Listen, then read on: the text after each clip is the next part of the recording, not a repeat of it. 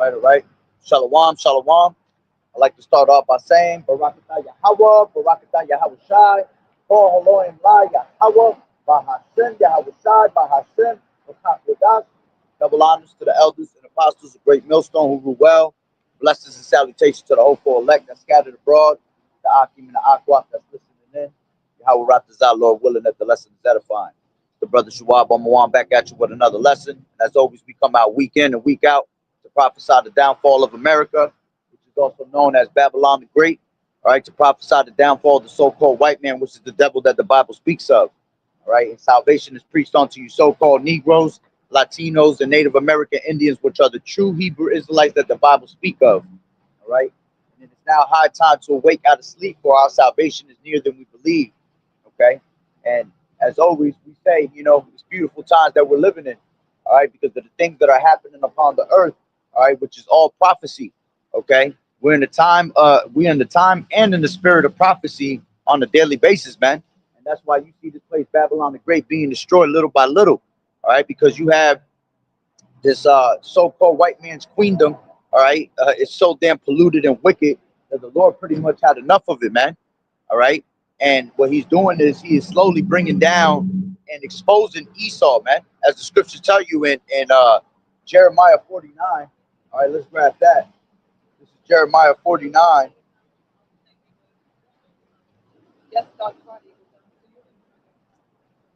All right, this is Jeremiah 49 and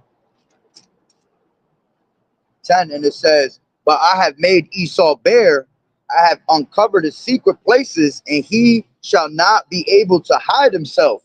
His seed is spoiled, and his brethren and his neighbors, and he is not." All right. So we're in the time that the Lord is exposing, all right, and consuming this devil by the spirit of his mouth. All right. And what's the spirit of his mouth? The prophets. Okay. The Lord says, "Surely I will do nothing but reveal my secrets unto the servants, the prophets." So on a daily basis, all right, because we meditate in the word of Yahweh Ba'ashem Yahweh Shai, he exposes these secrets onto us, all right, being servants. And Lord willing, we are of that number, all right? So Esau's to the point where he can no longer hide himself anymore, man. Everything is spewing out of this devil's pores, man, all right, his wickedness, all right? And going into the title, all right, pagan rituals and Canaanite gods, all right? And it all goes back to all that, you see? Because the same thing that you seen back in those ancient times, man, all right? And the Canaanites, right? They had a lot of Canaanite gods. They had multiple gods. All right. It's the same thing that you see here today in America. All right. All types of different weirdo gods. All right. All different types of ritual and demonic, pagan and rituals. That's like it. Pagan and demonic rituals. All right. Being poured out right in front of our faces, man. And this is why the Lord is exposing, you know, these top banking families, these elites. All right. As you can see, what's going on with, you know, a trending topic right now in America is all these elites of these PDF files. Okay, you know exactly what files we're talking about. All right, and you see that they're exposing, you know, Donald Trump, you know, your Clintons. Okay, you know, any of these other damn, you know, top elite banking families, man, that are all in cahoots with each other. You see, and that's because they still are worshiping, you know, the times of the Canaanite gods, man. All right. This is the same thing that they were doing back in those times. All right. Showing you that there is no new thing under the sun. Let's grab that real quick. This is Ecclesiastes. All right. Salakia.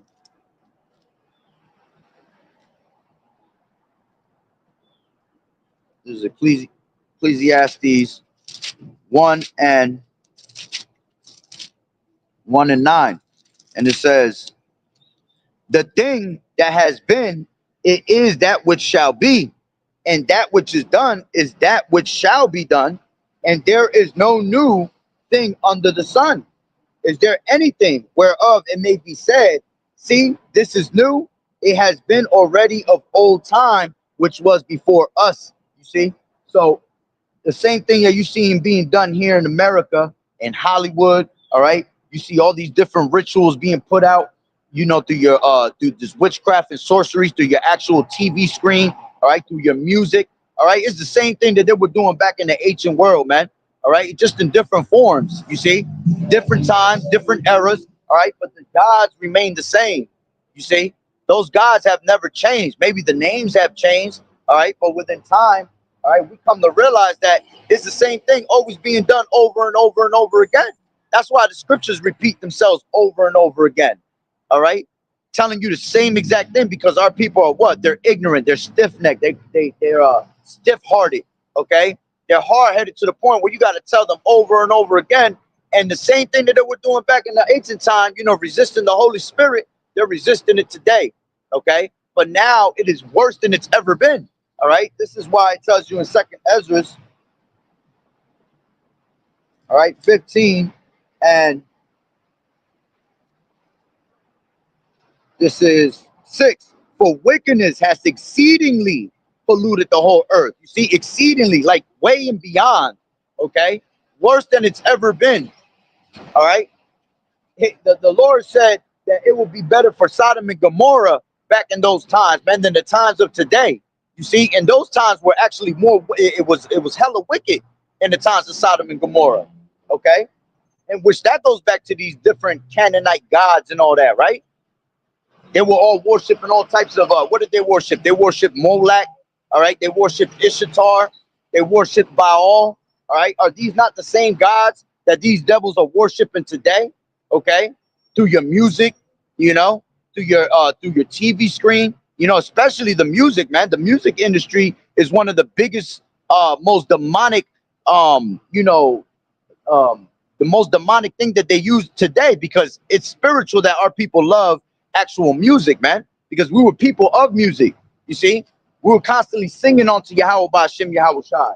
All right, but now we no longer do these things, man. They actually do it in wickedness. Okay, so again, it says, for wickedness has exceedingly polluted the whole earth, and the hurtful works are fulfilled. Therefore, saith the Lord Yahweh Shai, I will hold my tongue no more as touching their wickedness, which they profanely commit, neither will I suffer them in those things in which they wickedly exercise themselves. Behold, the innocent and righteous blood crieth unto me, and the souls of the just complain continually. You see? So the Lord sees that his true elect, all right, those that truly believe, that have turned back to righteousness and want to continue in righteousness, all right, are continually pouring out their soul, man, to destroy this place.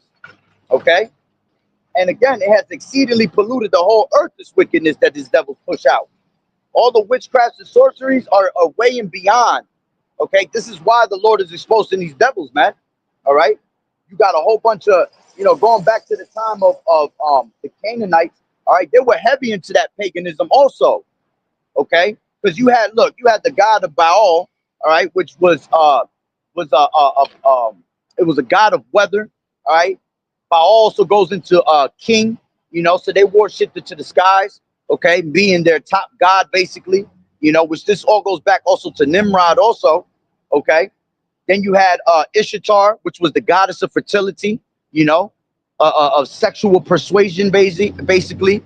Okay, and then you had Moloch, which was what, one of the worst. You know, they were taking innocent blood from children, man. Here it is that the Lord makes what, you know, children come of the Lord. That's a gift from Yahweh Ba'Shem Yahweh Shai. But see, our people will what? They will go out and worship, all right, Moloch, and then give that precious gift that Yahweh Ba'Shem Yahweh Shai created, and he will give them, they will give them right back to Moloch, all right, setting their seeds in the fire. Okay, and best believe these things are still going on in Hollywood. All right, still going on with all your favorite celebrities that are music artists. Okay, every single one of these damn celebrities that you see today, okay, they all do some satanic rituals, man, paganistic rituals in front of your faces, man. And you guys still think that these people are cute, you know? You think the women are cute, you think that the men are handsome, okay? When in all reality, behind closed doors, they're doing the most defiled, the most filthy, abominated things right before the sight of the Lord, man. And they all have sold out for $1. You know, they have sold out for $1 bill. Okay, and the scriptures tell you that in Mark. Let's grab that real quick. You know, this is Mark 8. All right, and before I go into that, right, something to share, you know, because when you go into all these gods, right? You know, basically what they were all created for was a spiritual destruction, man. Okay? Because as opposed to Yahweh, all right, Yahweh was one that brought you what? Holiness, just, okay, pureness, faithfulness. He showed you mercy, right? He showed you truth, okay? But what was the job of all these Canaanite gods, all right? Going on, trickling all the way on to different gods now, okay? They were all fickle. They were all cruel, okay? They were powerless, okay, at the end of the day. None of them were real gods. They were all made of stone, wood, metal, you know, all types of weirdo material, man.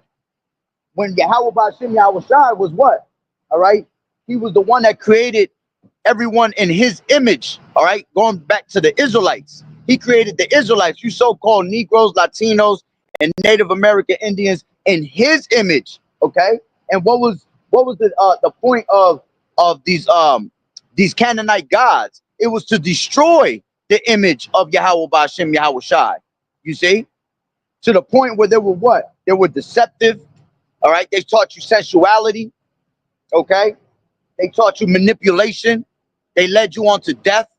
You see, here it is that the Lord is life. All right. Yahweh Ba'Shem Yahweh Shai, the word of Yahweh Ba'Shem Yahweh Shai is life. All right. And all these gods are leading you to death. Okay.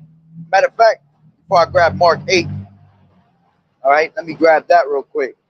This is Baruch.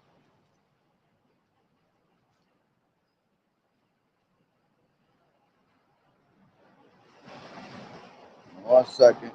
This is Baruch 4:1. And it says, this is the book of the commandments of Yahweh and the law that endureth forever. All they that keep it shall come to life, but such as leave it shall die. Turn thee, O Jacob, and take hold of it. Walk in the presence of the light thereof, that thou may be illuminated. See? So the Lord gave you a book of life, man. A book to follow by, an instruction manual, all right? To be able to build yourself in the righteous manner, okay? And all these different gods have done what? They have destroyed you. And this is why the Lord, little by little, has destroyed every single one of our people. Okay, when you go into 4 and 6, it says, ye were sold unto the nations, not for your destruction, but because you moved Yahweh to wrath, you were delivered unto the enemies, for ye provoked him that made you by sacrificing unto devils and not to Yahweh. You have forgotten the everlasting power that brought you up and have grieved Jerusalem that nursed you. Okay, so you know this is why we've always fell into these different enemies' hands, man. Okay, and this is why you're still falling to this day into these different enemies' hands. Okay, because our people love to sacrifice onto devils rather than to Yahweh Ba'Shem Yahweh Shai. What's going on, boss? All right, this is going back to Mark. Okay, Mark 8, I believe it's 36.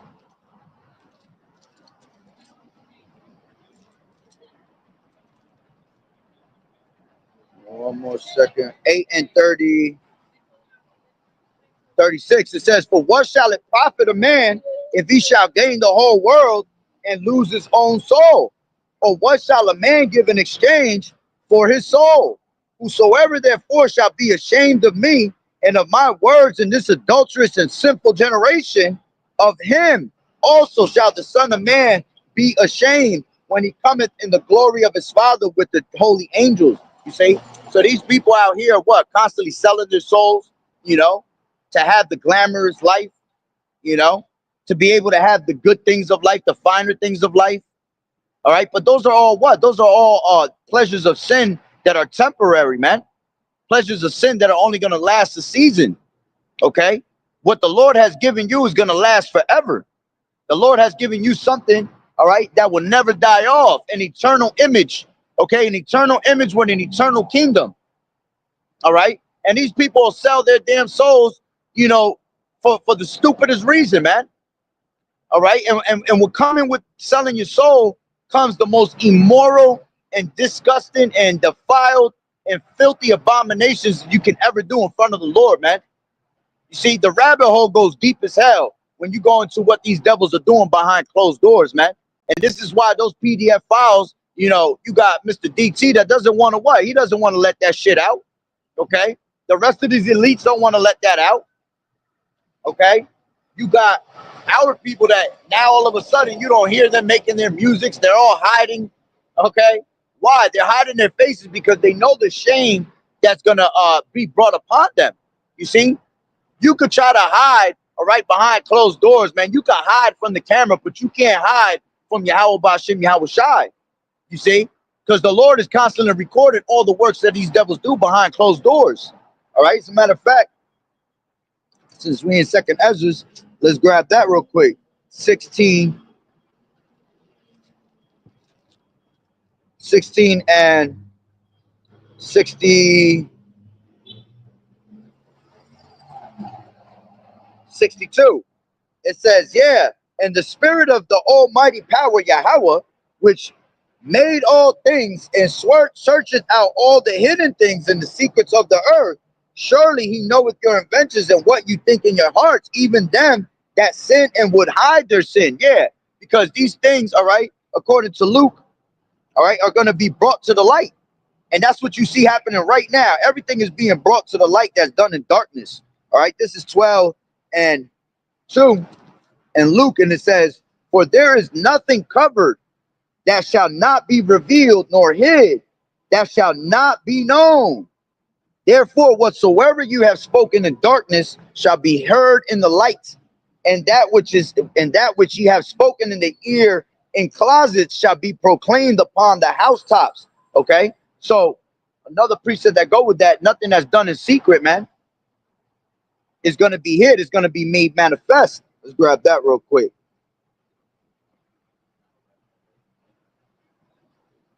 For the things that are done in secret shall be made manifest, KJV. All right, this is Luke 8 and 17. It says, for nothing is secret.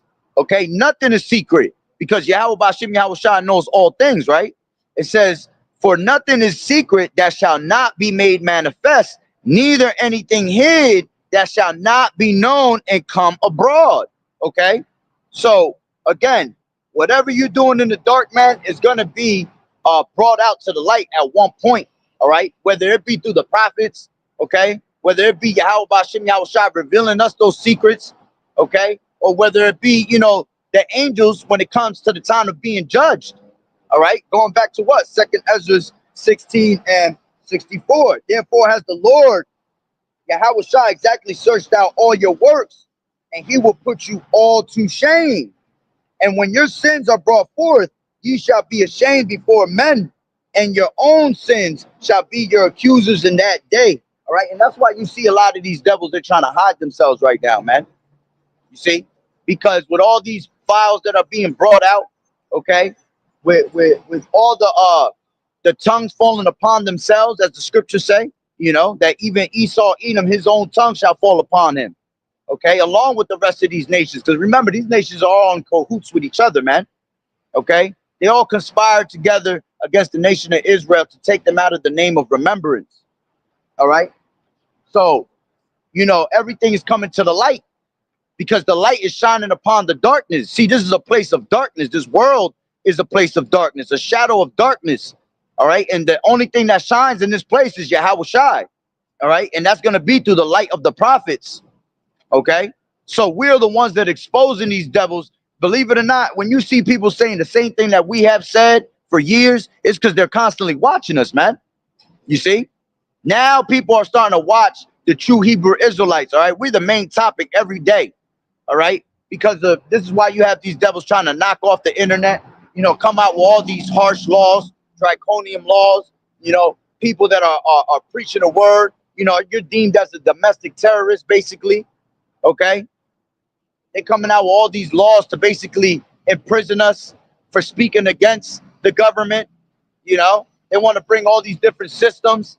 You know, your social credit score system, you know, to demonize, you know, free speech, freedom of speech on the internet. You know, why?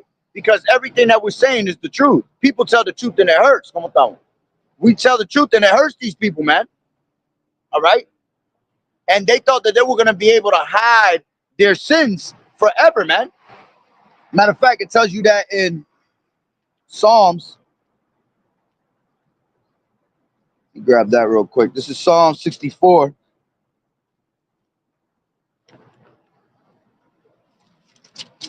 This is Psalm 64, and I'll take it from 5.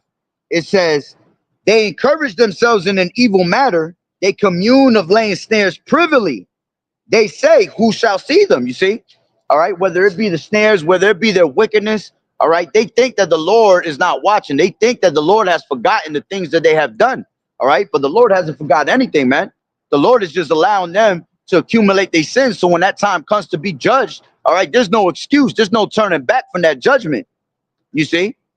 Let's go back to 2nd Ezra 16 and 65. And when your sins are brought forth, ye shall be ashamed before men, and your own sins shall be your accusers in that day. What will you do, or how will you hide your sins before Yahweh and his angels? Behold, Yahweh himself is the judge. Fear him, leave all from your sins, and forget your iniquities, to meddle no more with them forever. So shall Yahweh lead you forth and deliver you from all trouble. Okay? From all trouble at the end of the day. If you can turn back to the Lord. See, the Lord is a gracious power, man. The Lord is long suffering. All right. He gives forgiveness. Okay. But see, there's only so long that the Lord will leave that door of repentance open onto you. Okay. And that time is coming, right? And that time is coming that the Lord is closing that door. And this is why everything is coming to the light, man. All right. So you have all these damn devils, right, that are doing things behind closed doors that go back to what? Pagan rituals. All right. Going back to still worshiping these Canaanite gods and different names, you know. Back to what I was saying, right? You know, the Lord basically, you know, he has done things that are all in faith, you know, teaching you faith, holiness. Okay. And you got basically these other gods, right, that will corrupt that image, all right, by making you follow their ways, all right, basically reducing us down to the flesh, man, all right, so we can live and sin right before our maker, man. We're not supposed to constantly be living in the flesh. Even though we are in the flesh, we're supposed to follow in the spirit. We're supposed to be walking in the spirit at all times, okay? As a matter of fact, let me grab that scripture. I say you walk in the flesh, KJV.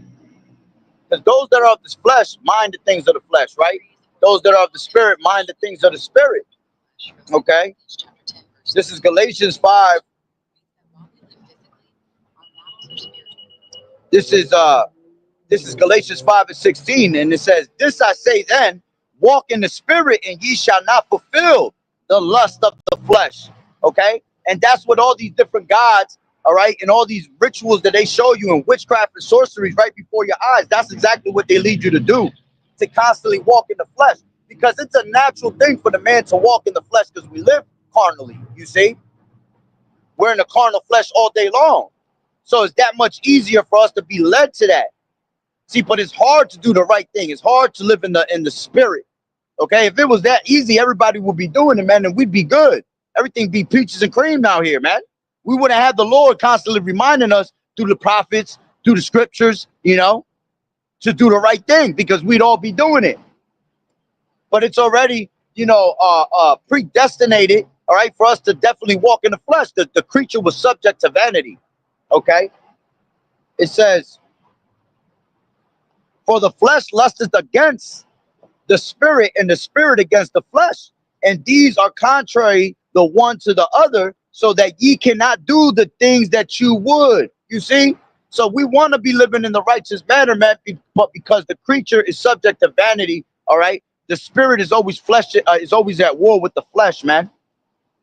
All right? And this is why the Lord gave you a manual, you know, the book of life, for you to elude from those things, man. So you don't have to follow after those ways. Okay? So again, you know, the Lord is what? He has taught you to be in the image that he has given you. He has given you his image. All right? But these gods of the Canaanites, all right, these pagan rituals, all right, they cause you to what? to corrupt that image, all right, and basically, you know, reducing yourself down to the flesh to the point where you instead of being spiritual, all right, you're feeding on pleasure. All right, it's not everything that you look around you about pleasure, man. Okay, even down to to your foods, man. All right, everything around you is about a pleasure. And the Lord taught us not to live in pleasure. Why? Because this is not our rest. The Lord said, arise and depart, Micah 2:10, arise and depart, for this is not your rest. You see, it would sorely destroy you. It will destroy you with a sword destruction. You see? So if he's telling you that's because every single thing around you, all right, is made to destroy your image that he has given you. Okay? You go to these damn stores, you thinking that you fulfilling yourself, you fulfilling your stomach with pleasure of food, but when you come to find out, you eating some abominated ass food.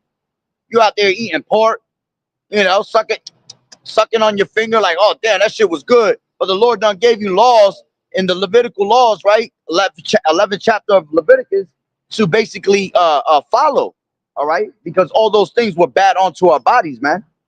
You know, they'll go over there and they'll give you a whole bucket of shrimp, a whole bucket of lobster, you know, and those are all abominated foods, man. Why you think these people in America look the way they look, man? Why the hell you think these people got so much weight and they live in obesity all damn day, man? Okay, why you think their skin looks the way it looks? You know, why you think it look like in their eyes? Because the soul, the eyes is the window to your soul, man. Why you think when you look into their eyes, man, they look like they got 1,000 fucking demons on them, man? Because of the pleasures of this world, man. All right. You know, so going back to these gods, right? You know, the Lord gave you faith, man. The Lord gave you holiness. That's what he asked of you. Okay. But when you go to worship something like Baal, he demanded from you sexual persuasion, man.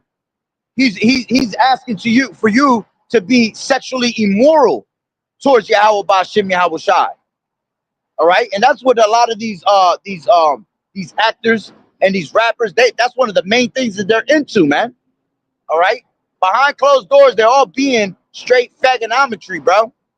Every single one. I don't care who the hell you think is good looking to you. If you women think that the guys that are in this damn and Hollywood are sexy men to you, you off like a motherfucker. Why? Because that shit they all have nothing but the straight disgustingness in them, man. Filth. All right. If you think that the women that are in these if you're a man and you think that these women that are actors and they're singers and all that, you think that they're sexy, man, you off too. Okay? Because every single one of them is just disgusting witches, man. And the scriptures say, I suffer not a witch to live. All right. See, when they first come into the game, right, they all look good. You know, you're like, damn, this is a new one. Yo, she looking fly, you know, but it'll be only a matter of time before Esau destroys her image and has her doing some shit or having him do some shit that's immoral, you know. 2 years down the line, a year down the line, they doing a whole bunch of, you know, what do you call them? Rituals that they make themselves look low. All right, they be doing some weirdo shit. You know, you have the one, one of these guys just did that shit. Kai Sanat, right? He's a whole YouTuber, right? A multi-million-dollar YouTuber off of dumb shit. iSpeed, right? These are your newest people, your newest idols. See, they done put them in the bag already and made them do some wicked ass shit, you know, dressing up like women, you know. They don't have to bend over for the white man, all right, for them to continue to get all these different dollars, you know, all these different pleasures of the world. They got the nicest houses. They tell you that they're going on the best vacations of their life. Okay, but do you know what they had to do to get there? You see, you got, the Lord teaches you what? The Lord teaches you repentance, right? Here it is that these devils, right, such as Moloch, the gods that they worship, Moloch, right? They'll end up taking innocent blood. You see, here it is that you're taught repentance from Yahweh Ba'Shem Yahweh Shai, but their gods teaching you to give up innocent blood. So behind closed doors, they have to sacrifice somebody that's in their families, man. That's why you'll see their mothers die. You know, you'll see some of these devils give up their own children, man. You know, set up their own children for destruction just for so they could live forever. Yeah, not live forever, so they could party forever. All right. You got what's one of them right now? You got Wallow and Gilly. Okay, them devils don't sacrifice their kids, man. Gilly did a not too long ago. It was about a year and a half ago, 2 years ago. All right, he is where he is today with a multi-million dollar show, right? And he's all over the damn web, right? With his big Eagles hat on, his nice little car, you know, making his little dances all over the place. But he had to give up his, he had to sacrifice his son for that. You see? Same thing with Wallow. That nigga was locked up for a whole bunch of years, man. You think while he was locked up, he wasn't doing a whole bunch of homo ass things behind closed doors? Absolutely, man. That's why when he came out, all right, he didn't have no problem bending over for the white man. You see, to receive the things that they have now. All right. Every single one of these damn stars, all right, every single one of these celebrities, man, behind closed doors, they are smashing babies, okay? They are killing babies. They are drinking blood, making sacrificial blood feasts, you know, drinking adrenochrome on a daily basis. Why you think they encourage our women to basically, you know, to abort their children, man? Because all that shit goes back to you already know what side of the country, all right? Going back to Israel, man. Going back to these small hatters so they could go and do their little pagan ass rituals and their little blood sacrifices in their places, man. You see? You know, the Lord basically taught you to what? He taught you to the Lord was here to protect our families, man. You have these people that worship, you have these women that worship Ishtar, okay? And Ishtar, the god of Ishtar, right? Goddess of Ishtar is about fertility, right? And here it is that the Lord is trying to teach you how to protect your family, but you got the goddess of Ishtar that will basically sexualize your family, man. You see? That's why you got your women that are so out of order, you know? The woman think that she's above the man. She trying to usurp authority over the man. All right? She'll try to kick the man out of the house, and she has the state of mind that she could do whatever the hell she wants. Okay, what do you think they learned that shit from? They learned it from Esau. But where do Esau get all these different where do you think Esau gets these different cultures from, man? Because Esau's a culture vulture. See, so what he does is he goes and takes the religions and all these different cultures from all these other different nations, man, and he tries to put it all in one. Okay, and best believe they were following after Canaanite gods. Okay, you see, you had Cain that took on the wives of Canaan, man, and Cain go back to being the so-called white man. Okay, so you see how they were in cahoots together at the end of the day. And this devil to this day, hey, ¿cómo estamos, papá? Todo está bien. Hey, you know. So at the same time, man, they were following after those gods to begin with, and they learned from all these different cultures, man, all these different gods. See, Esau's a cunning hunter. He's slick, man. So when he sees that all these other nations have brainwashed us with these different idols, okay, he uses the same effect. He uses these different idols that he has learned from these different cultures, right? And he'll go out there and use them against you. Then he knows the scriptures. So he know how to use the scriptures against you. He sees that these were the things that Yahweh Bashim Yahushai was pissed off with, man. So he'll put it in your face. He'll use the same exact tactic, man. All right. And spiritual fornication is the number one thing that the Lord, you know, it was always pissed off at our people for, man. That was the first commandment that the Lord had given us, man, not to worship any other idol.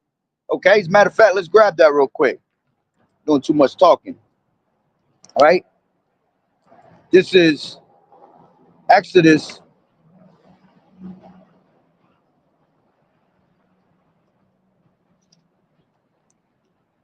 This is Exodus 20.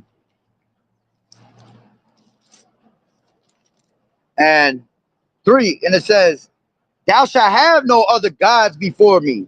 Thou shalt not make unto thee any graven image, or any likeness of anything that is in heaven above, or that is in the earth beneath, or that is in the water under the earth.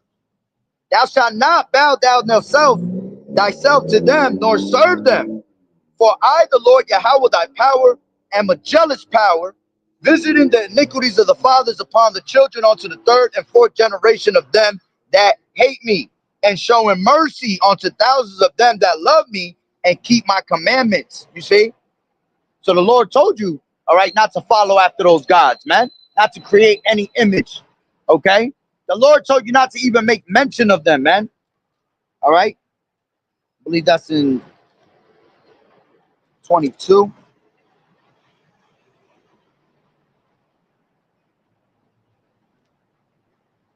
Matter of fact, let me grab it on my phone. You're not to make mention of any of these other gods. All right, we make mention of them for edification's sake, man. But trust and believe, when we got to mention these damn names, man, that shit don't sit right in our spirit. All right? Because that's a commandment that the Lord had given us. You see? Thou shalt not make mention of any other gods, KJV. All right, this is Exodus 23 and 13.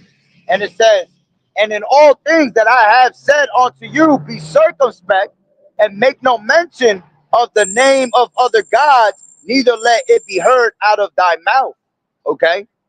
So we're not supposed to make no images, no graven images. We're not to be worshiping no stone, no wood, okay, no metal. All right? But see, this is what our people do on a daily basis today, man. Showing you that the Bible is real, man. Showing you who are the true Hebrew Israelites of the Bible, man. Okay? Because the only ones that are getting messed up by it, all right, is you so-called Negroes, Latinos, and Native American Indians, man.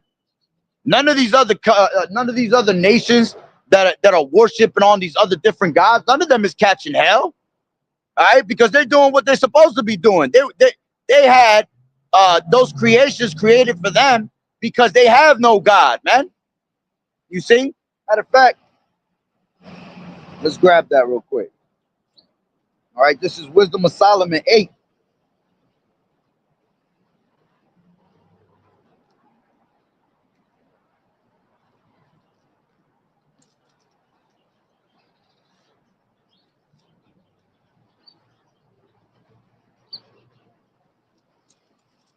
This is Wisdom of Solomon 8, and it says,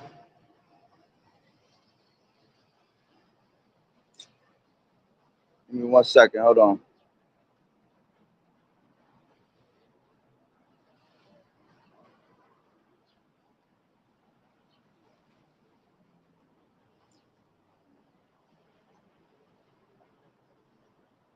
Give me 1 second.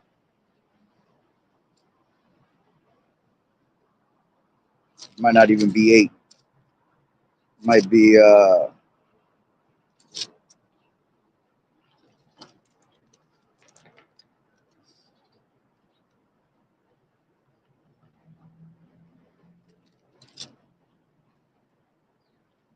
it's 13, Salakia. It's 13. It says, surely vain are all men by nature who are ignorant of Yahweh and cannot out of the good things that are seen known that is. Neither by considering the works did they acknowledge the work master. You see, they didn't acknowledge the work master of these things, man. The creator of all things. All right. Remember, the Lord said, I form the light and create darkness. I make peace and make evil, man. So the Lord created these things, man. All right. Let's grab that real quick. I form the light and create darkness. KJV. This is Isaiah 45 and 7. And it says, I form the light and create darkness. I make peace and create evil. I, the Lord Yahweh, do all these things. You see? So the Lord is what created, all right, all these different idols, man, for these other nations, because they have no God. There is no salvation for them. There is no repentance. You see? When we go to the kingdom, they still gonna be worshiping on their bullshit God. Well, actually not. They're gonna actually fall into line and they're gonna be worshiping Yahweh Shai. Salaki on that.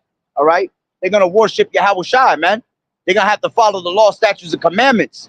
Okay. And when they come out of line, all right, the Lord going, put the spirit on us to do what we do. Okay. But see, while they're here, all right, they have no God, they have no power.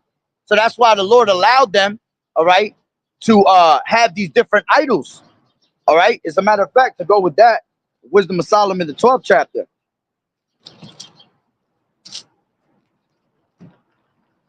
This is Wisdom of Solomon 12:1. For thy incorruptible spirit is in all things. Okay. Matter of fact, hold on.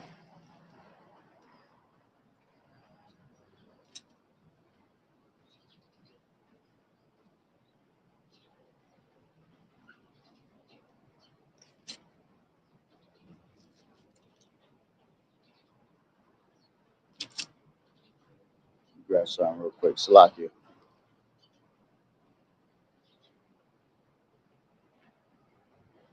For the devising of idols, KJV. It's 14. 14. I'm thinking about a different scripture. This is 14, but I'm gonna grab Wisdom of Solomon 12 also. All right. This is Wisdom of Solomon 12 and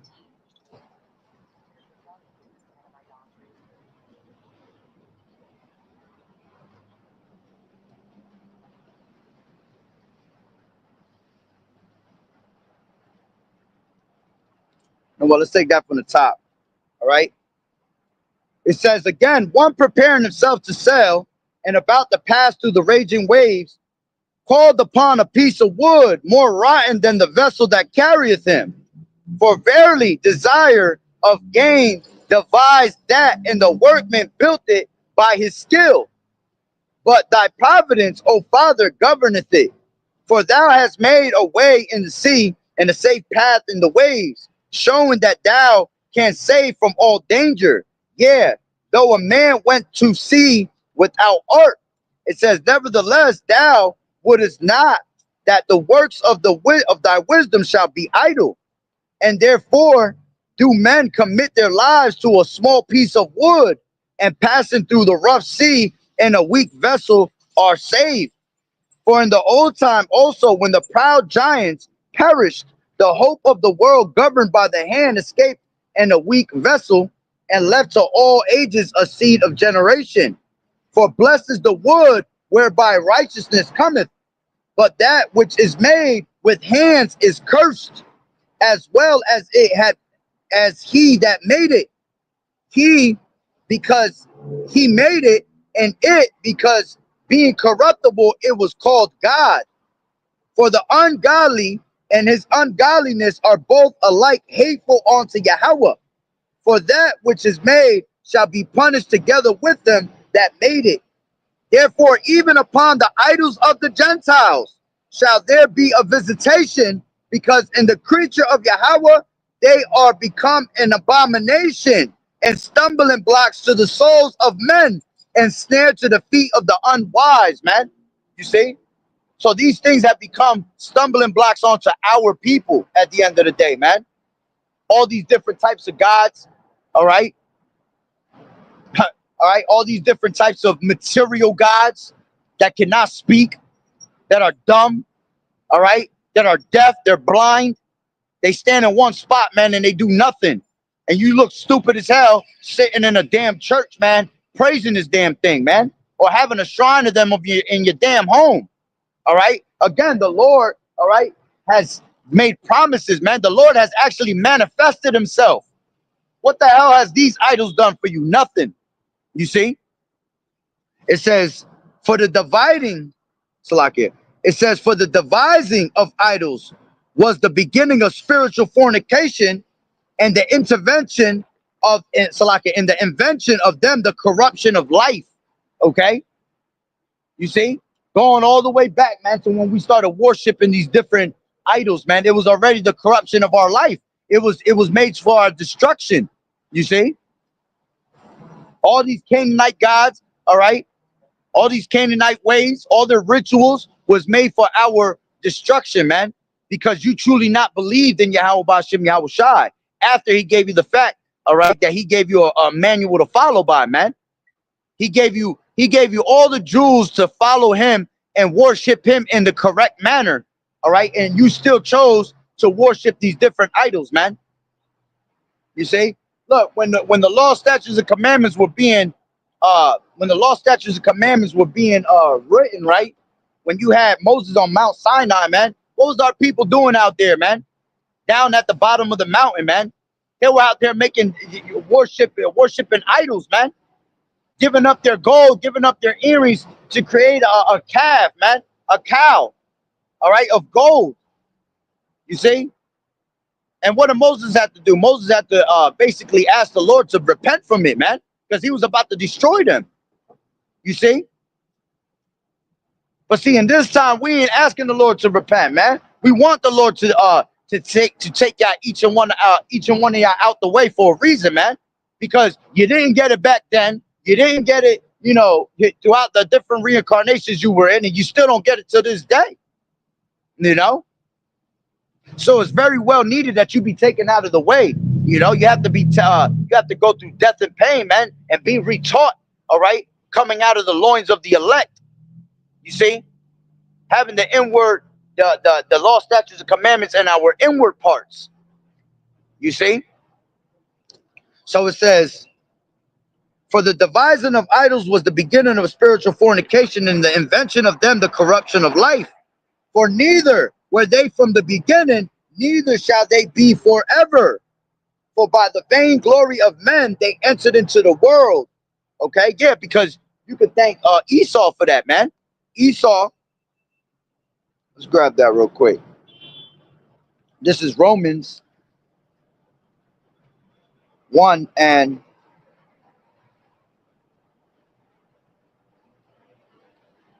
this is 1 and 23,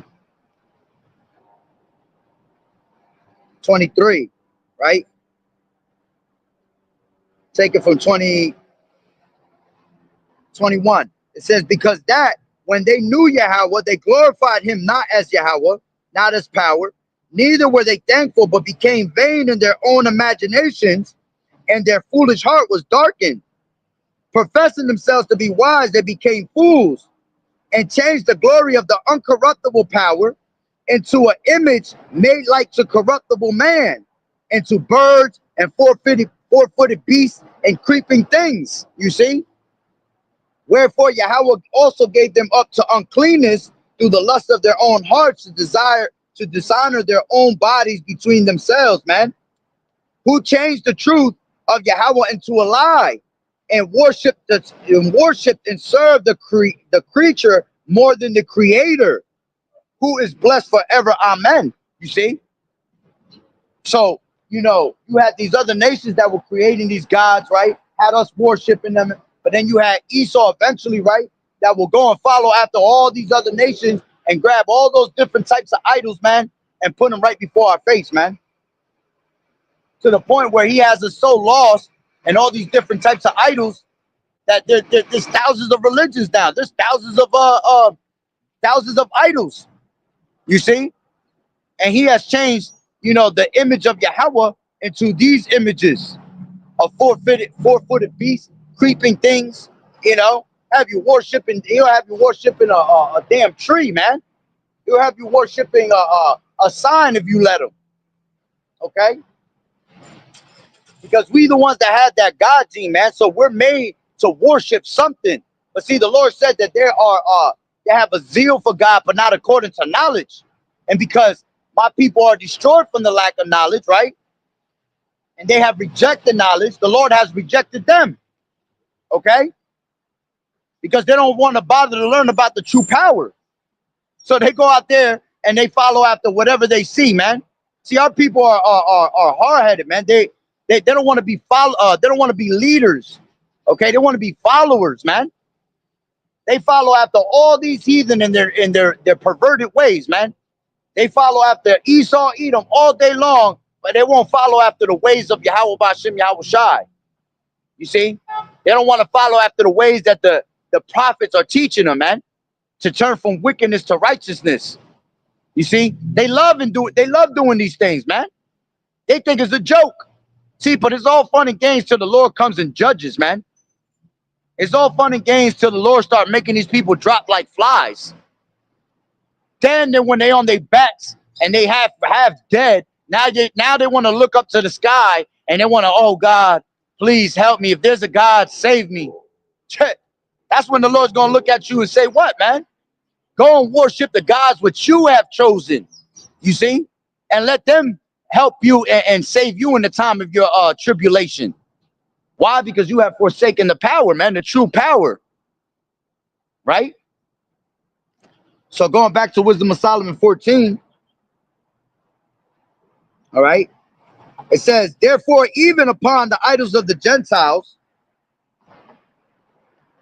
Salakia, I was down more.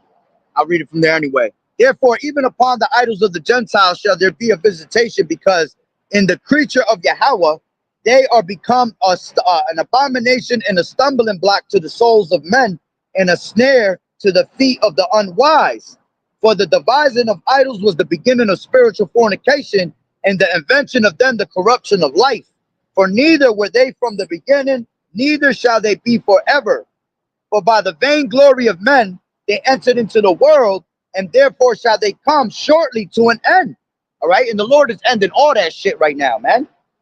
You see, the Lord shows you every single day that none of these religions are the ones, that none of these gods and idols that you have are saving you, because you see people dropping every single day. Judgment is coming out every single day. Every morning does the Lord bring judgment to the light. And you hear these people calling on Jesus. You hear people calling on their idols, and nothing is happening. You got people that thought the rapture was about to come about. And look, there ain't no rapture. I don't see no rapture. I still see destruction of the spirit of Yahweh Ba'Shem Yahushua being played out. I still see prophecy, all right, that's in these scriptures being played out. I don't see no form of rapture, all right, happening right in front of your eyes. You have people about a couple months ago that were selling their fucking homes, you know, giving up their money, giving up everything because they literally thought that the rapture was coming, thinking that Jesus was about to come. Where the hell do you see this damn nigga? Nowhere. Because he don't exist. You see? But what the men of the Lord are preaching through the spirit of prophecy, I see that happening every single day. See, these people can't see it because their eyes are not open to it. They don't have the eyes to see, the ears to hear. You see? If Jesus was so real, where's the saving? If Allah was so real, why the hell we not up out of here yet? Okay? If Buddha was so real, okay, where the hell is he today? Nowhere. You see all these nations that have all these different gods, they're catching straight hell. They're being destroyed little by little. Earthquakes, whirlwinds, tempests of storms, you know? They're dying by diseases. Okay? And these people are still calling upon their gods, all right? And nothing is happening. All I see is the judgment of the Lord, man. Showing you that none of these gods are real. As a matter of fact, let me grab this. This is because you had Elijah, all right.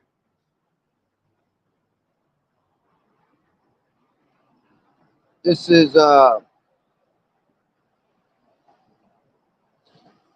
Kings 18.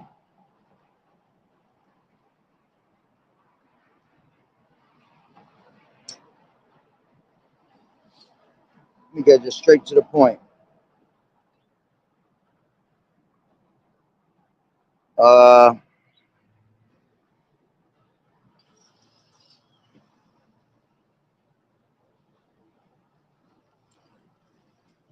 Give me 1 second. Let me just see where I want to start from.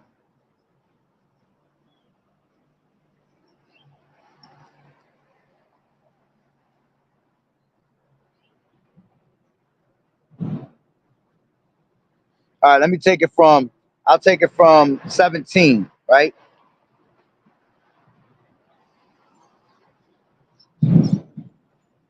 14. And now thou sayest, go tell thy Lord, behold, Elijah is here, and he shall slay me.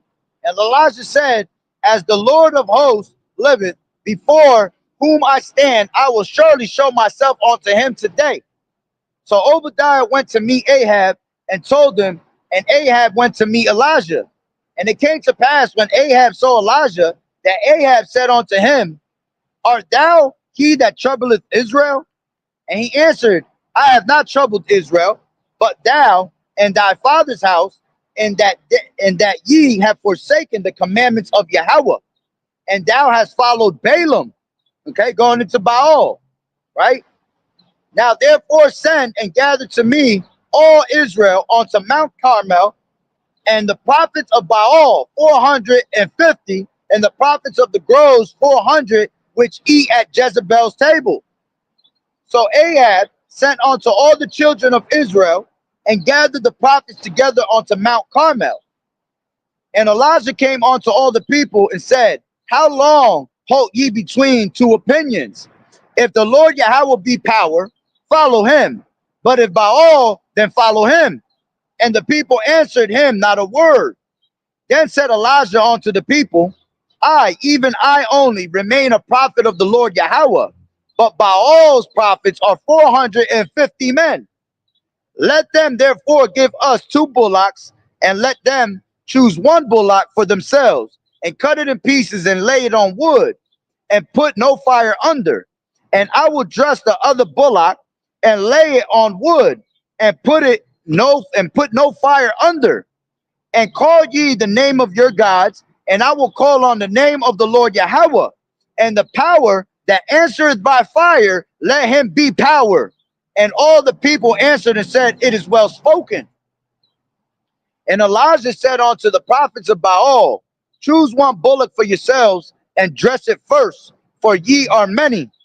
And call on the name of your gods, but put no fire under. And they took the bullock which was given them, and they dressed it, and called on the name of Baal from morning until evening, until noon, saying, O Baal, hear us. But there was no voice, nor any that answered. And they leaped upon the altar which was made. And it came to pass at noon that Elijah mocked them, and said, cry aloud, for he is a god.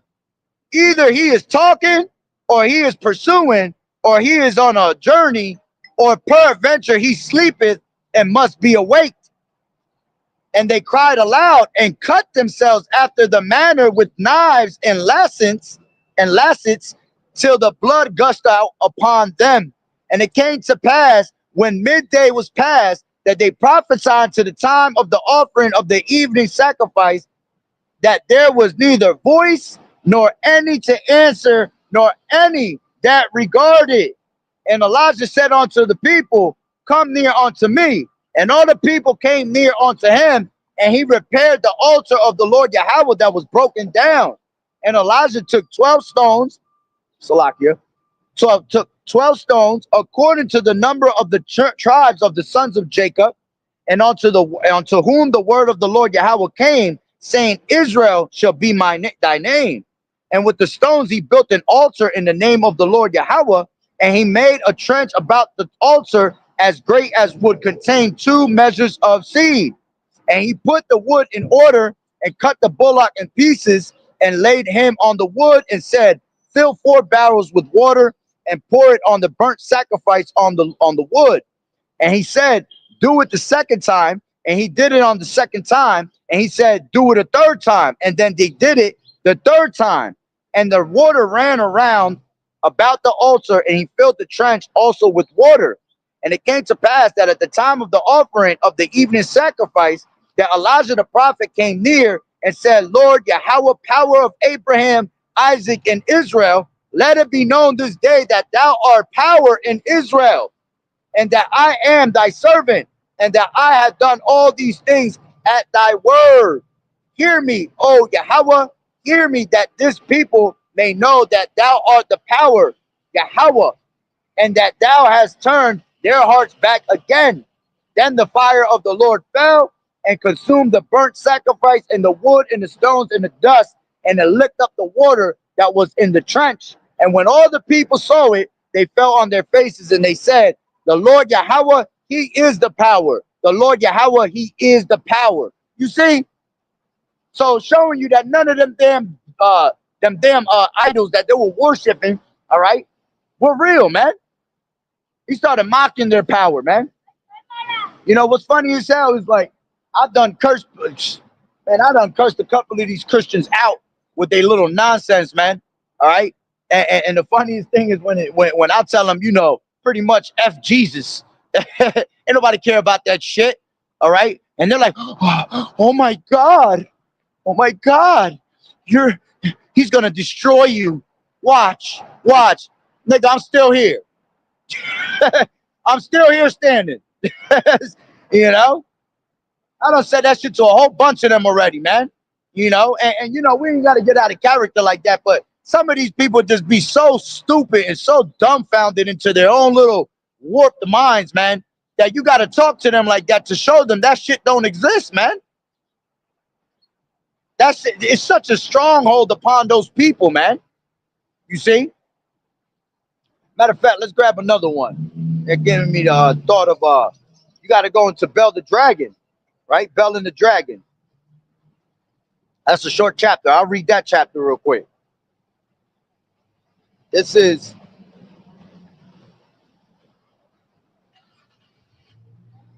right.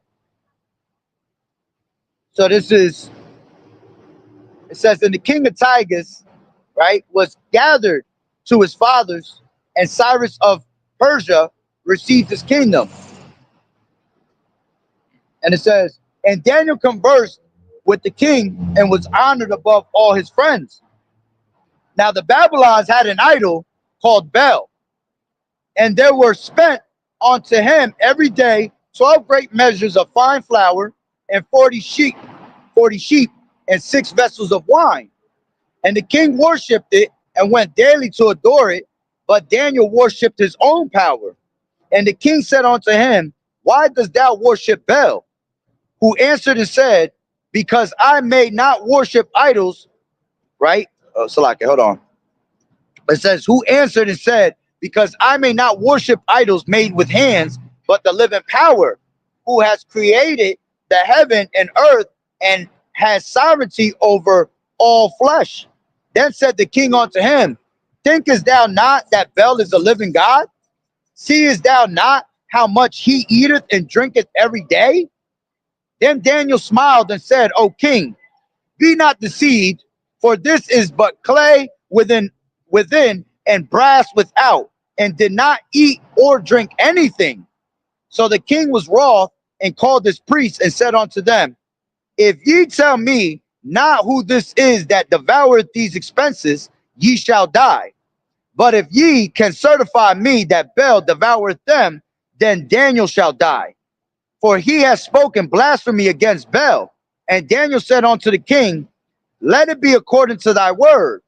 Now the priests of Bel were 70, besides their wives and children, and the king went with Daniel into the temple of Bel. So Bel's priest said, lo, we go out, but thou, O king, set on the meat and make ready the wine and shut the door fast and seal it with thine own signet. And tomorrow when thou comest in, if thou findest not that Bel has eaten up all, we will suffer death, or else Daniel that speaketh falsely against us. And they little regarded it, for under the table they had made a privy entrance, whereby they entered in continually and consumed, right? It said they, hold on, continually and consumed those things. So when they were gone forth, the king set meat before Bel. Now Daniel had commanded his servants to bring ashes, and those they strewed throughout all the temple in the presence of the king alone. Then went they out and shut the door and sealed it with the king's signet, and so departed. Right? So he go to set up, right? Here it is that they're talking about, all right, Bel the dragon eats and he drinks everything that's offered onto him. And Daniel, remember, Daniel was wise, man. All right. He put a whole bunch of ashes because he knew that they were coming in through a little privy, a little entrance that they had created, right, to go over there and eat. Okay, what was put out as an offering onto their God, man. All right, so the Lord gave him. The Lord had given him the intelligence to think something through, man, to come out with a plot, all right, against this damn devil, right? And it says, Salakia,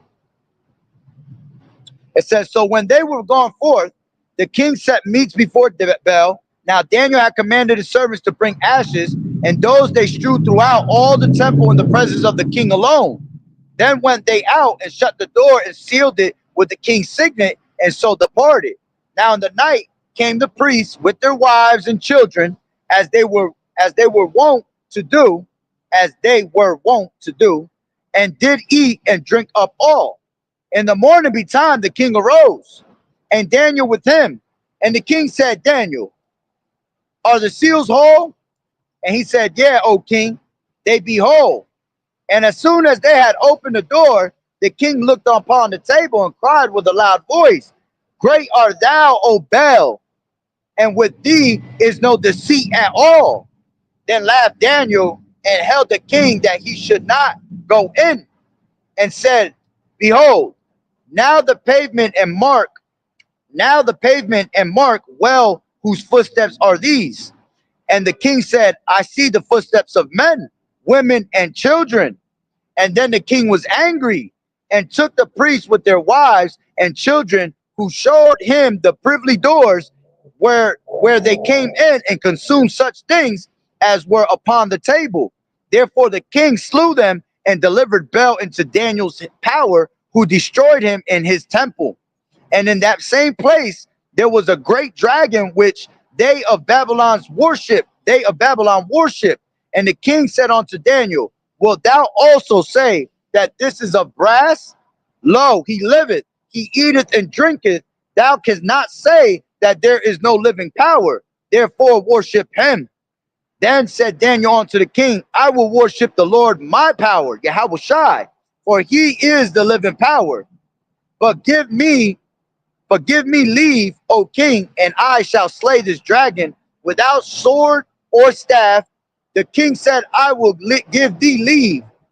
Then Daniel took pitch and fat and hair, and did seethe them together, and made lumps thereof.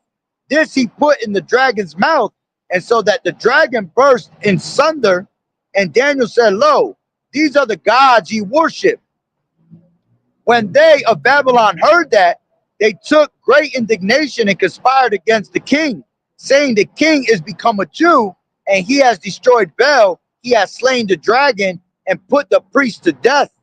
So they came to the king and said, deliver us, Daniel, or else we will destroy thee in thine house. Now the king saw that they pressed him sore. Being constrained, he delivered Daniel unto them, who cast him into the lion's den, where he was 6 days.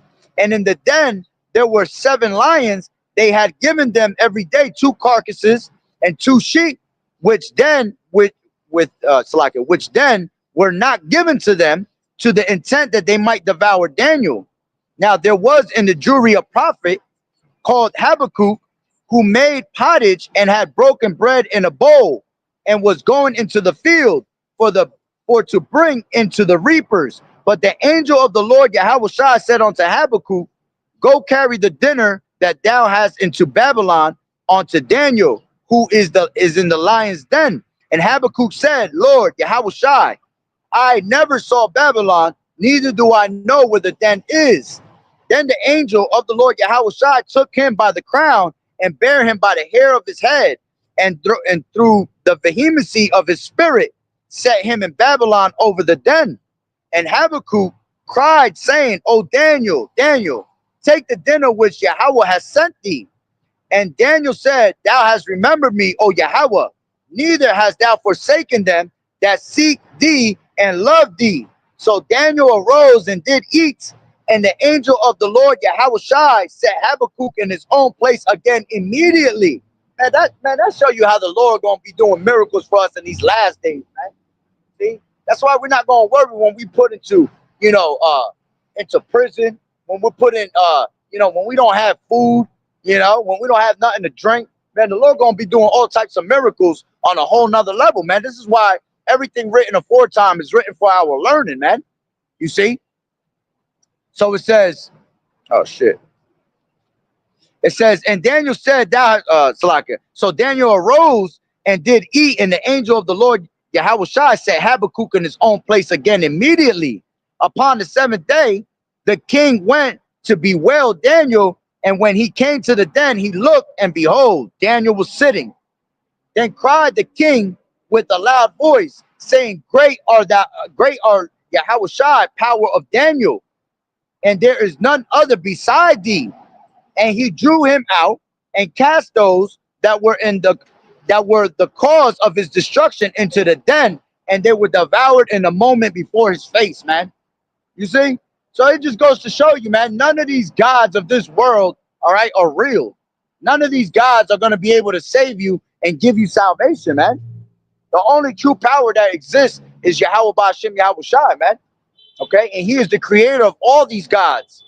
Okay, of all these different religions for a reason. All right. One, because these other nations don't have no God. All right.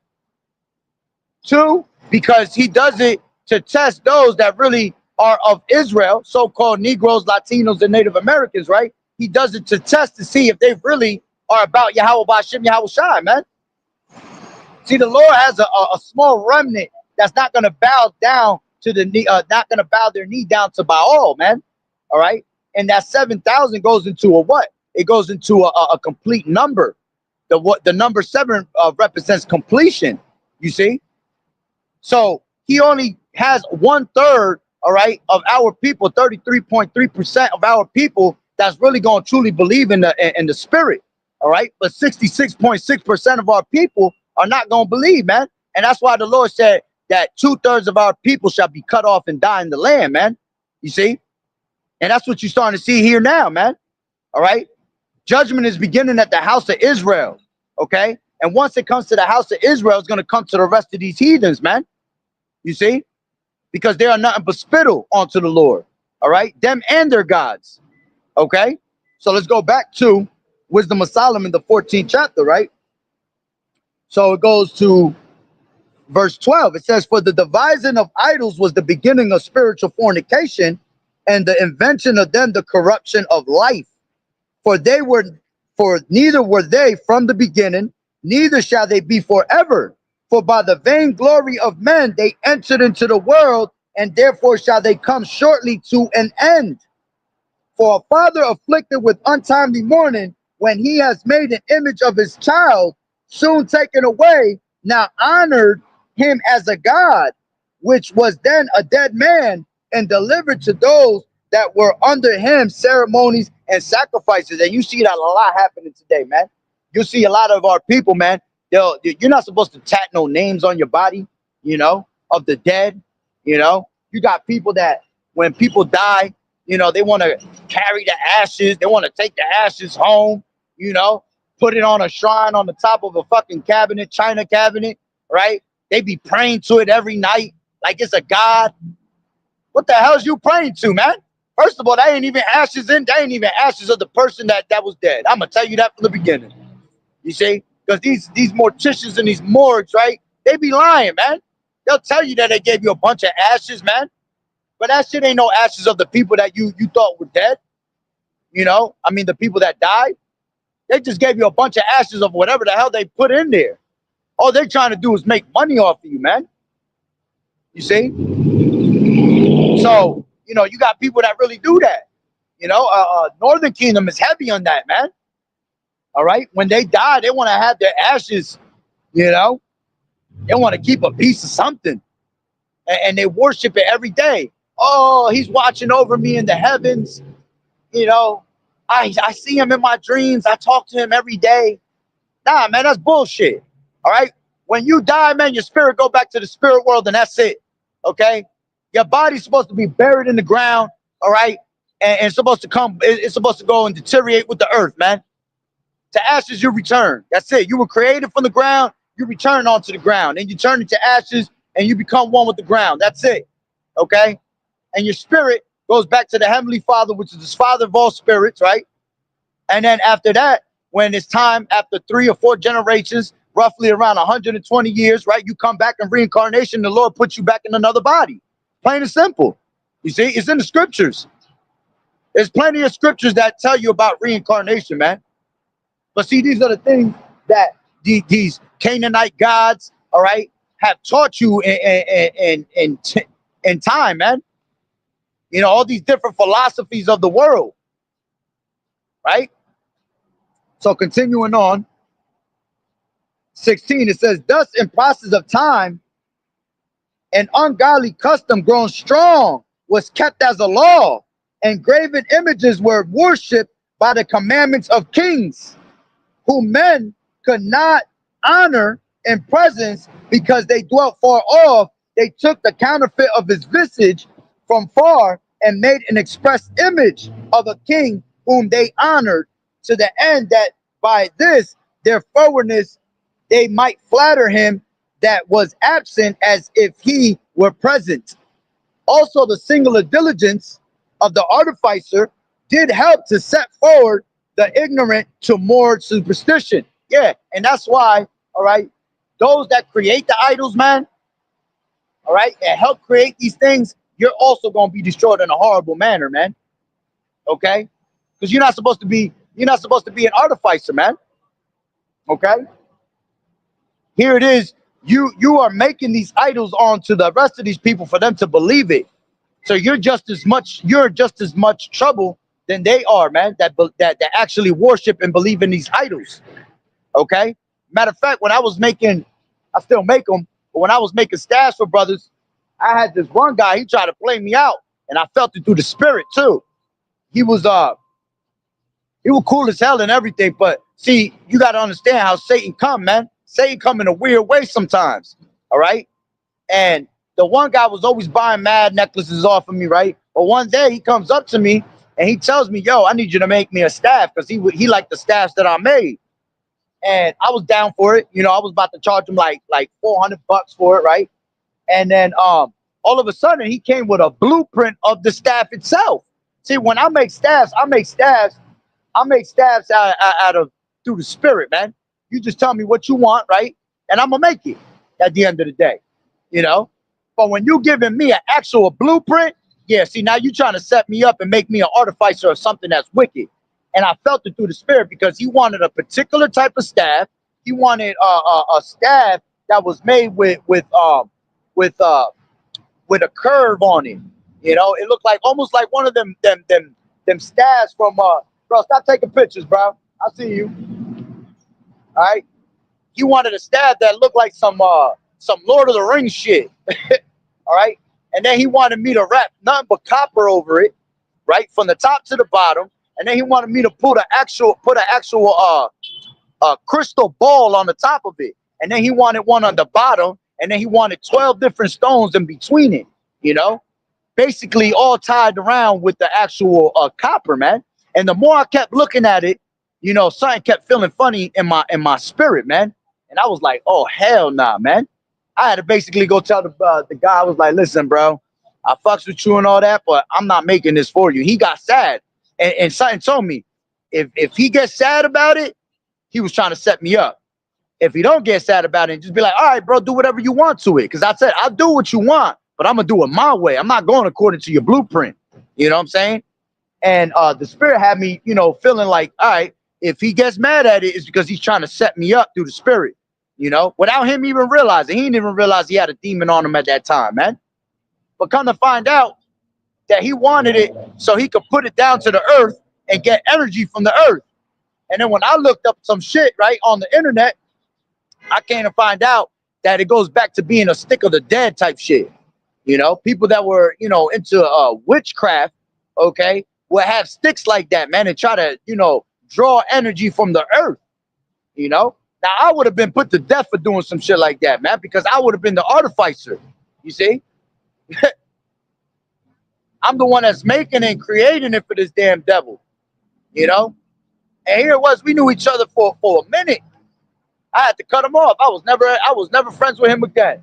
And it's weird too, because he hit me up about Matter of fact, the day, the same day, which was weird, the same day that my son had passed, all right, he had hit me up that same exact day. It was weird as hell, man. And he was like, "Hey, what's going on, bro? Just checking in, want to make sure you're all right, and we should go get a cup of coffee and all that shit." And I was like, man, through the spirit, I felt, I was like, nah, I ain't messing with you, bro. You already messed that all up. I ain't never make a necklace for him again. I ain't make nothing for him. I can't mess with you when you do things like that, man. And I don't know if he knew what he was really trying to do. Again, Satan jump on these people, man, and give them thoughts, wicked thoughts to do things like that. You see? And he was basically trying to set me up through the spirit, man. So we got to watch what we do.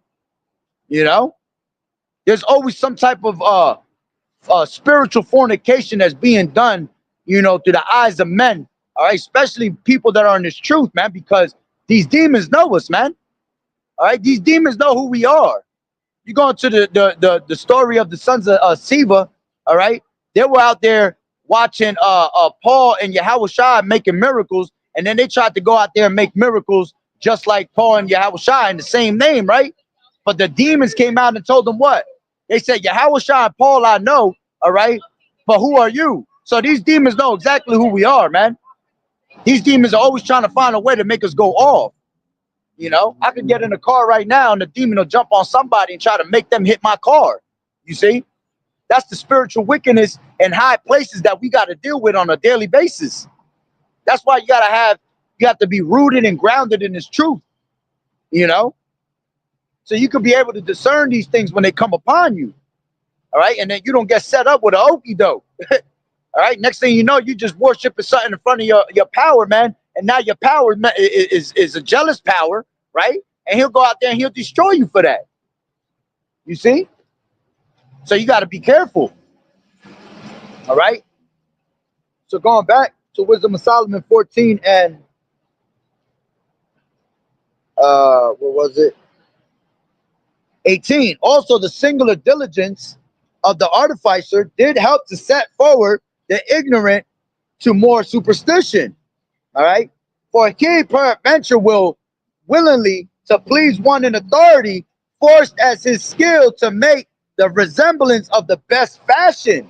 See, that's why I brought that up, because as I'm reading this, that's exactly what it reminded me of. You see, this nigga had me, he wanted me to do it in the best fashion by giving me a blueprint, okay? And make me, matter of fact, let me see if I still got this damn blueprint. I might have this shit in my pictures, yo. Let me see something real quick. I'm almost positive I have this in my pictures. Give me 1 second. I'm not going to look too much for it. If I don't find it right where I think it's at, it's all right. This is...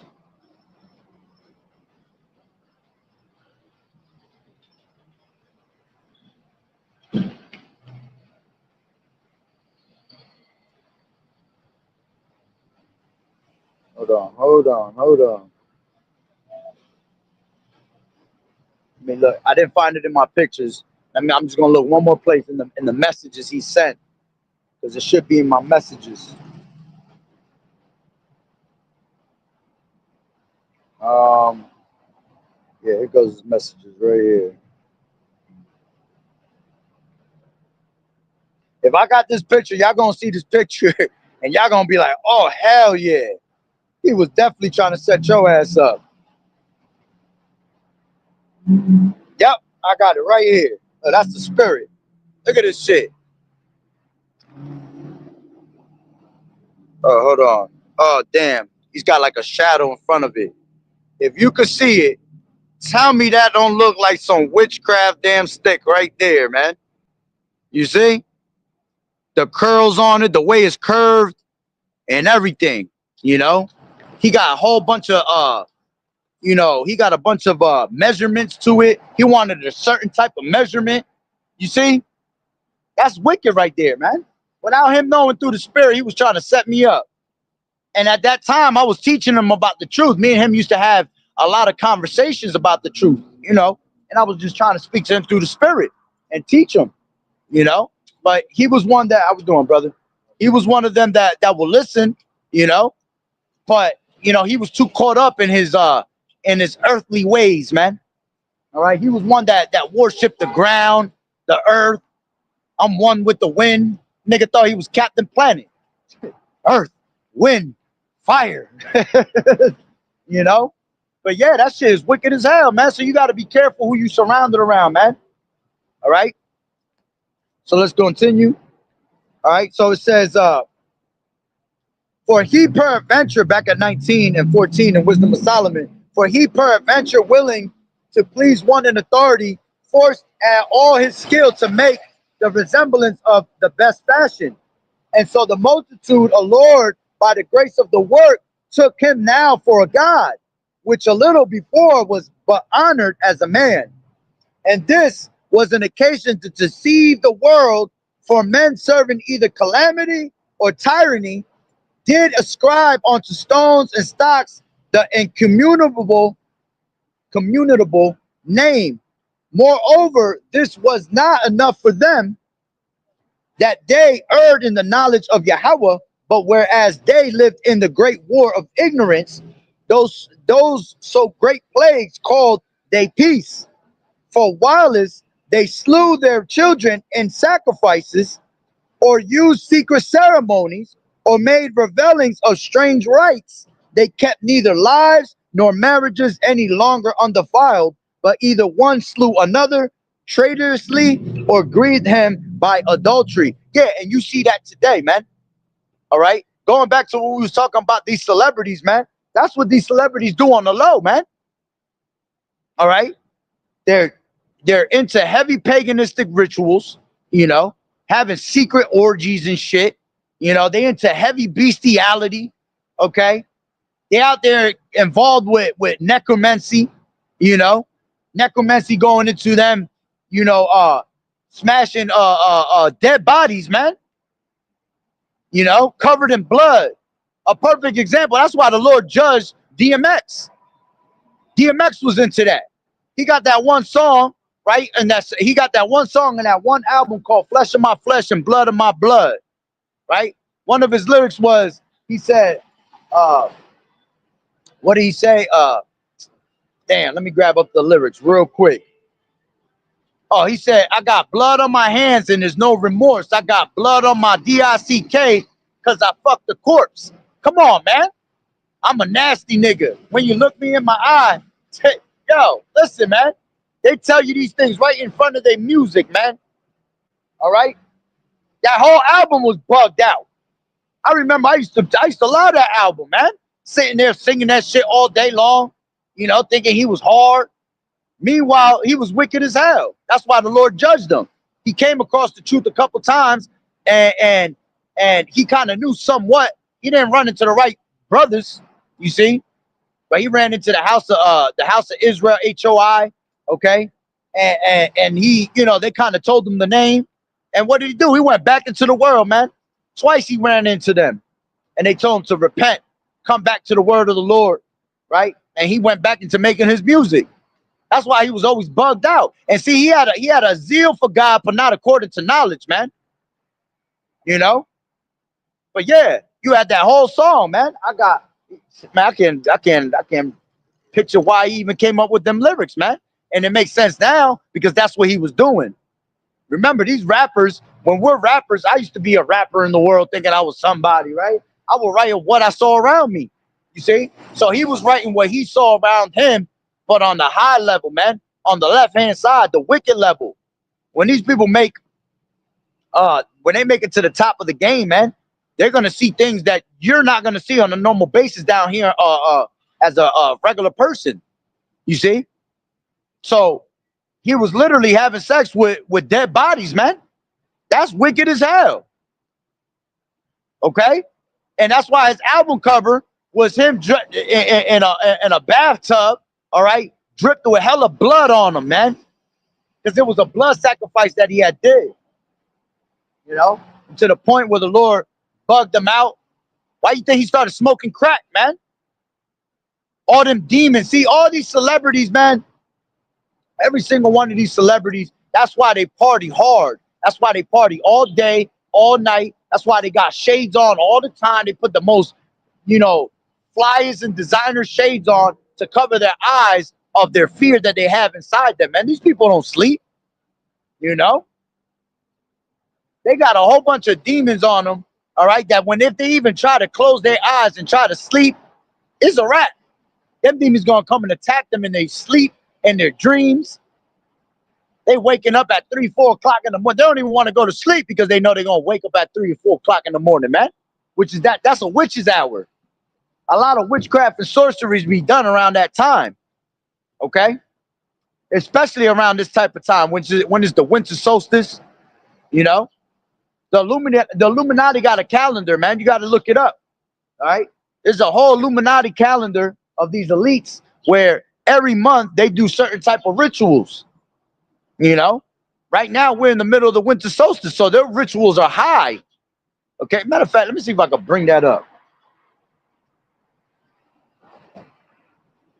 Because we're in the month of December, right? I mean, November going into December. Illuminati bloodline calendar of rituals.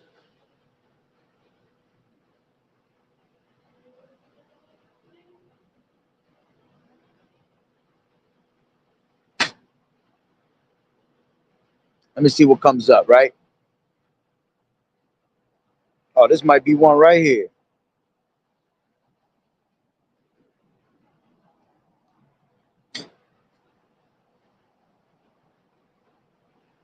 Let me see.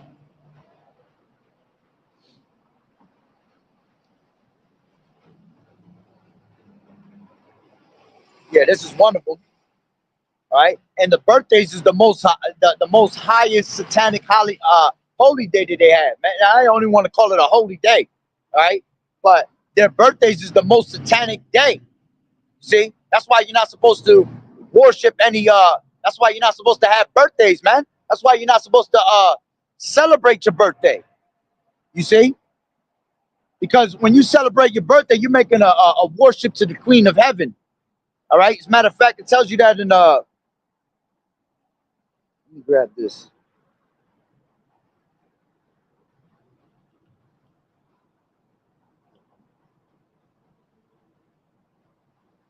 This is Jeremiah 7 and 18, and it says Judah's persistent idolatry. Right. This is 16. It says, therefore, pray not thou for this people, neither lift up cry nor prayer for them. All right, because you had Jeremiah that was crying for them, trying to throw prayers up to these people, man. But the Lord said, don't lift up no cry for them. Don't pray for these people. These people wicked as hell. You know, that's why we're not supposed to pray for none of these 2/3. All right, because they're all rebellious toward the Lord, and rebellion is sin and witchcraft.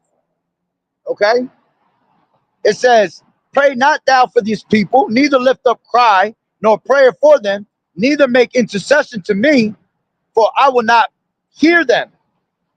Hear thee, Salakia. Seest thou not what they do in the cities of Judah and in the streets of Jerusalem? The children gather wood, and the fathers kindle the fire, and the women knead their dough to make cakes to the Queen of Heaven, and to pour out drink offerings onto other gods, that they may provoke me to anger. You see? So, you know, that's the type of shit that our people be doing, man. You know? The Lord said in the book of Job, all right? Let me see. This is Job.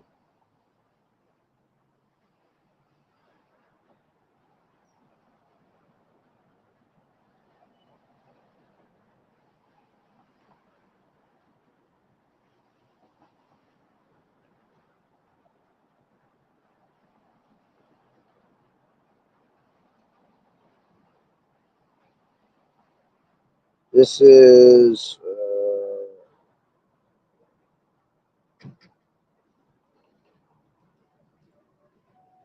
Ecclesiastes 7 and 1. And it says, a good name is better than a precious ointment, and the day of death is better than the day of one's birth. Okay? Why? Because you're not supposed to be celebrating no birthdays, man. That's a wicked, satanic holiday. Okay? For you to celebrate your birthday. What are you celebrating for, man? You're conceived in sin, one, all right, and we're in a place of slavery. So why would you celebrate your birthday for? You see? And then when you take your birthday, right, what it really does is a ritual because you're grabbing a cake, and what do you put on that cake? Okay, you're putting candles on that cake. All right, for you to make a ritual happen, all right, according to these damn satanic witch sorcery witchcraft books, right? In order for you to get a ritual going, you have to grab a bunch of candles and put it inside a circle. Okay, so why is it that birthday cakes come in a circle and then you put the candle in front of it, man? All right, and then you singing the actual birthday song is a whole ritual song, man. Then when you blow out the candle, that's a whole nother ritual. You see? That's why when people have birthdays, they have a whole bunch of shit happen to them that whole week after, or maybe the next day. You got a lot of people who die right on their birthdays, or die the next day after their birthday. That's because the Lord judging you, man. Shalom, Malak, Yahweh, Bashim, Yahweh, Shah, Barakatah. Right? Uh,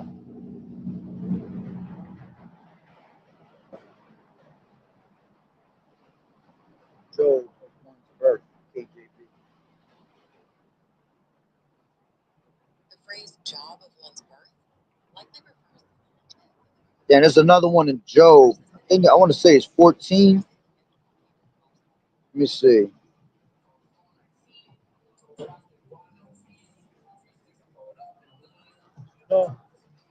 It's good.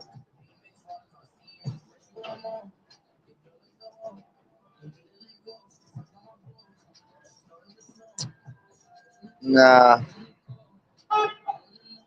I know it's somewhere in Job. If somebody know it, y'all can put it up. All right. But at the end of the day, all right, you're not supposed to celebrate no birthdays, man. That's a whole pagan ritual. All right, and that's a satanic Illuminati ritual. All right. Again, going into that Illuminati list, that's one of their main.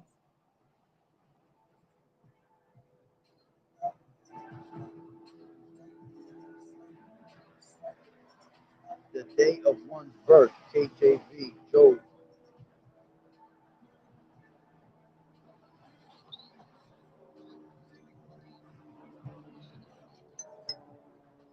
Oh, there you go.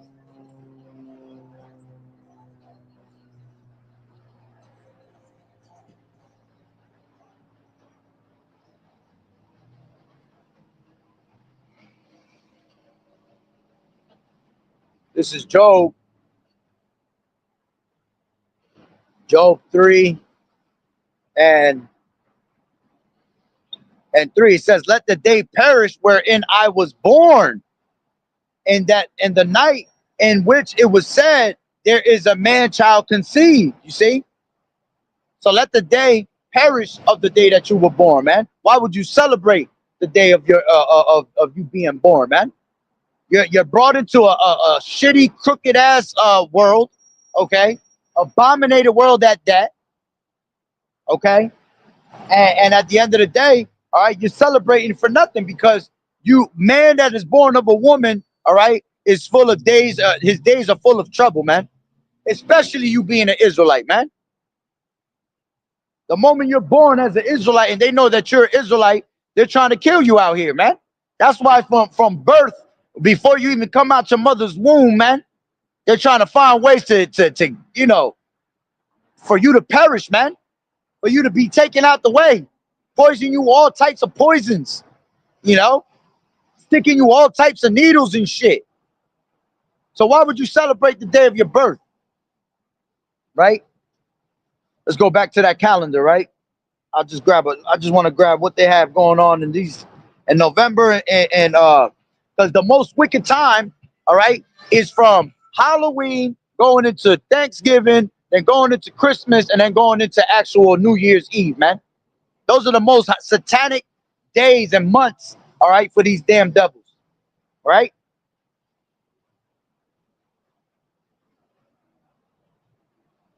So it says,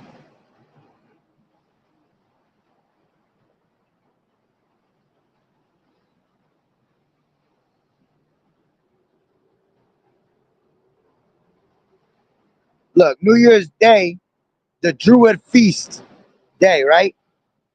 January 7th, right after New Year's Eve, requires a blood ritual, male sacrificed, you know. The 17th of January, sexual rituals, preparation for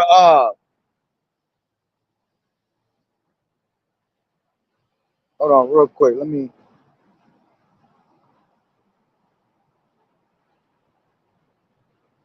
go down to where we at. Here we go. Right? So you got from October, right? Around Halloween, you got Samhain, all right, because that's what Halloween really goes into. You got parties, trick or treating, vandalizing, right? And all that shit goes into, in that time they doing all types of, bugged out ritual orgies, man. Okay. You got November 1st goes into the Mexican feast, all right, Issachar, the party of the dead. Okay. You got going down to November, all right. Matter of fact, what's today? The 25th? Tomorrow's the 25th. Look, tomorrow it says uh Persephone, which goes into worship of wheel goddess of the underworld. Okay. The 29th, it goes into the sons of Saturn. Satan's sons, Jupiter, Neptune, Pluto. You see that? They start worshiping all these stars. Okay. You go to get married in the church, make a covenant with the heathen. You putting on a ring on your woman. That's a worship of Saturn, man, which is a satanic ritual. Okay, putting on a ring of Saturn. That's what the rings of Saturn represent. Okay, you got and this one, and what's crazy is that they actually, yeah, see, they actually switched these up. Hold on, let me see if I grab a different one.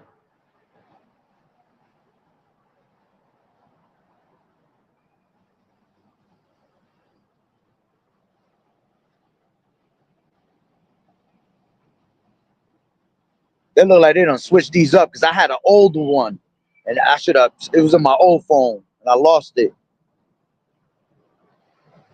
Solstice feast, day, sex, burial rituals. Look at this shit, man. We got satanic revels, sex rituals, dead ark raised, sex rituals. This is all coming up.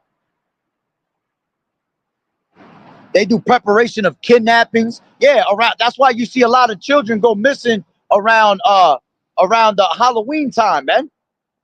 Because they do a lot of rituals with children, man.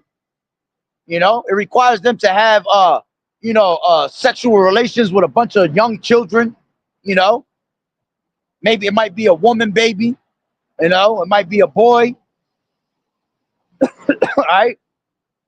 If you think that your favorite rapper or your favorite actor ain't doing that, best believe they doing that, man. All right. For you to make billions of dollars, man, for you to be in a $1 million club, $1 billion club, that's what it requires you to do, man. A bunch of sex paganistic rituals, man.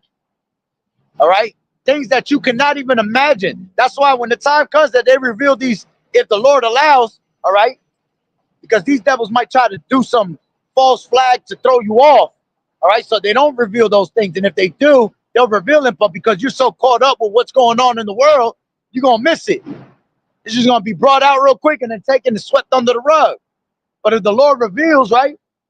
All right. When the Lord reveals what these damn politicians is doing behind closed doors, all right, sucking off little babies and shit, chopping them up and eating them up. All right, making all these damn adrenochrome rituals. How you think they make themselves stay looking young?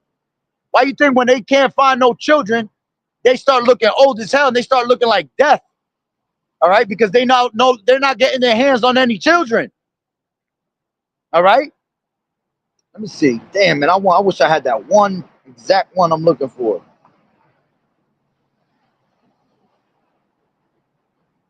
Because they'll go into the one I used to have goes into detail. Like literally into detail.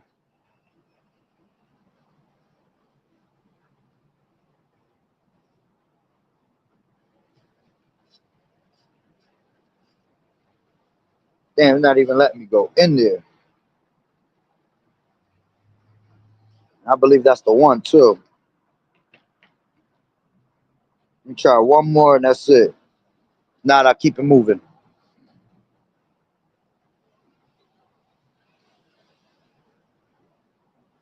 Yeah, here we go. You got, this is a better one right here. You got November 4th. They do satanic revels. All right, sex rituals. All right, December 16th to 23, they do preparation of getting ready for rituals and sacrifices, man. The 21st, they do fire festival, great Sabbath. All right, the 22nd, they do sex and burial rituals. The 24th is called the high grand climax. Okay, blood sacrifices often of a baby in a manger, man. See what I mean? These devils doing all types of wicked shit behind closed doors, man.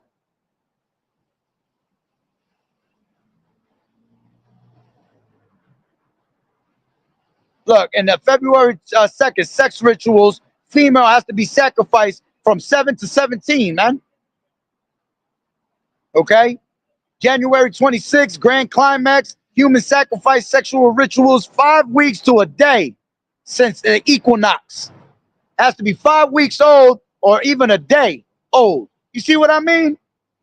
And this is what your favorite rappers and your favorite actors do on a daily basis, man. For them to have all the money in the world, okay? And what does it tell you? Again, we're gonna bring that out, like we said it earlier. All right, what is the profit of man if he gained the whole world, man, but he loses his soul? You see? And that's what happens. These people become bugged out. All right, they got to party all day and all night. They never sleep. That's why they were always in Diddy parties. Okay, fucking party until 12 o'clock in the afternoon from the night before.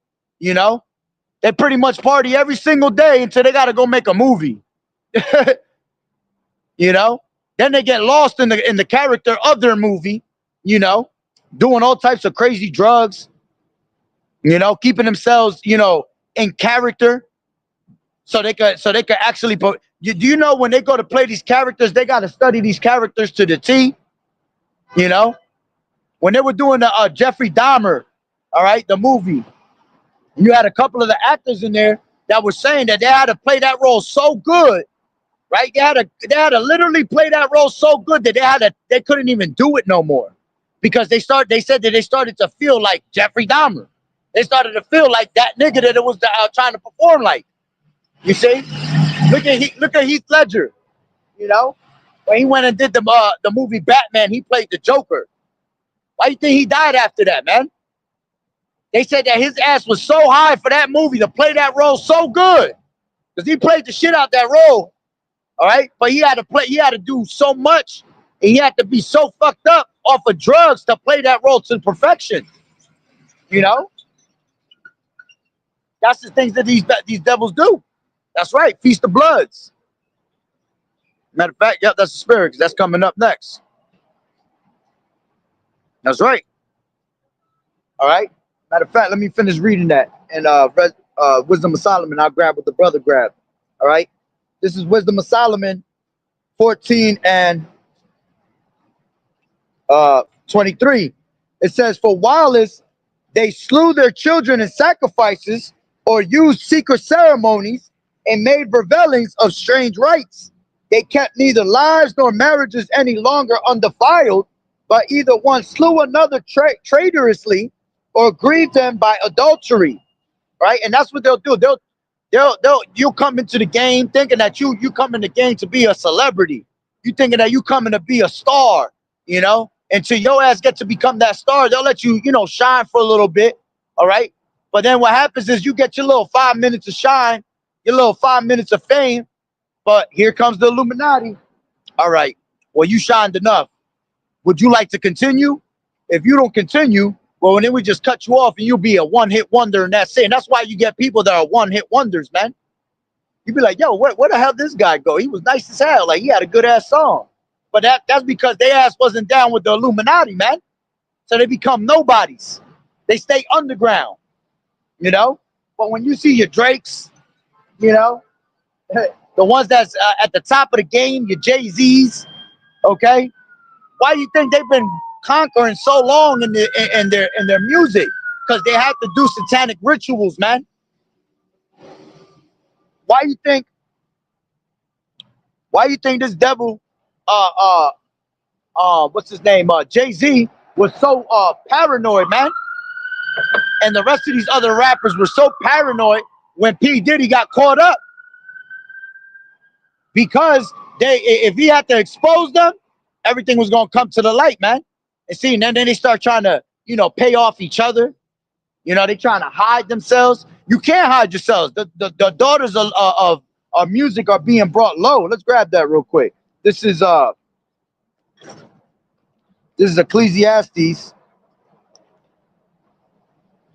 12, and the Lord said that would happen, man. 12:3, and it says, in the days when the keepers, actually 4, and the doors shall be shut in the streets when the sound of the grinding is low. Yeah, employment. Okay. It says, and he shall rise up at the voice of the bird, and all the daughters of music shall be brought low. Yeah, all the daughters of music have been brought low. All right. One being you women that love to sit around and twerk all damn day. All right, y'all being brought low right now. All right, arise and tremble, you women that are at ease. Okay, but that's also a representation of all these celebrities that are making music, man. They're being brought low. They're being exposed along with Esau. Remember, judgment must happen at the house of Israel first. Okay, which is going to be, of those that know the truth first. All right, but also these 2/3, man. These 2/3 are being exposed on a daily basis. Okay, and they are ones that help. Okay, that help the so-called white man and his damn wickedness, all his witchcraft and sorceries. Matter of fact, when you go to Isaiah, all right, Isaiah 30 and 31 and 3, it says, now the Egyptians are men and not God, right? And not Yahweh, not power. And their horse is flesh and not spirit. When the Lord Yahweh shall stretch out his hand, both he that helpeth shall fall, and he that is hoping shall fall down, and they shall all fail together. So here it is, this chapter talking about you running to Egypt for help, right? You going to America for help, all right? But see, you got our celebrities that are all so-called Negroes, Latinos, and Native Americans that are helping this damn devil push the cause, push the witchcraft and the sorceries. You see? So those that help them, all right, they're gonna fall with them too.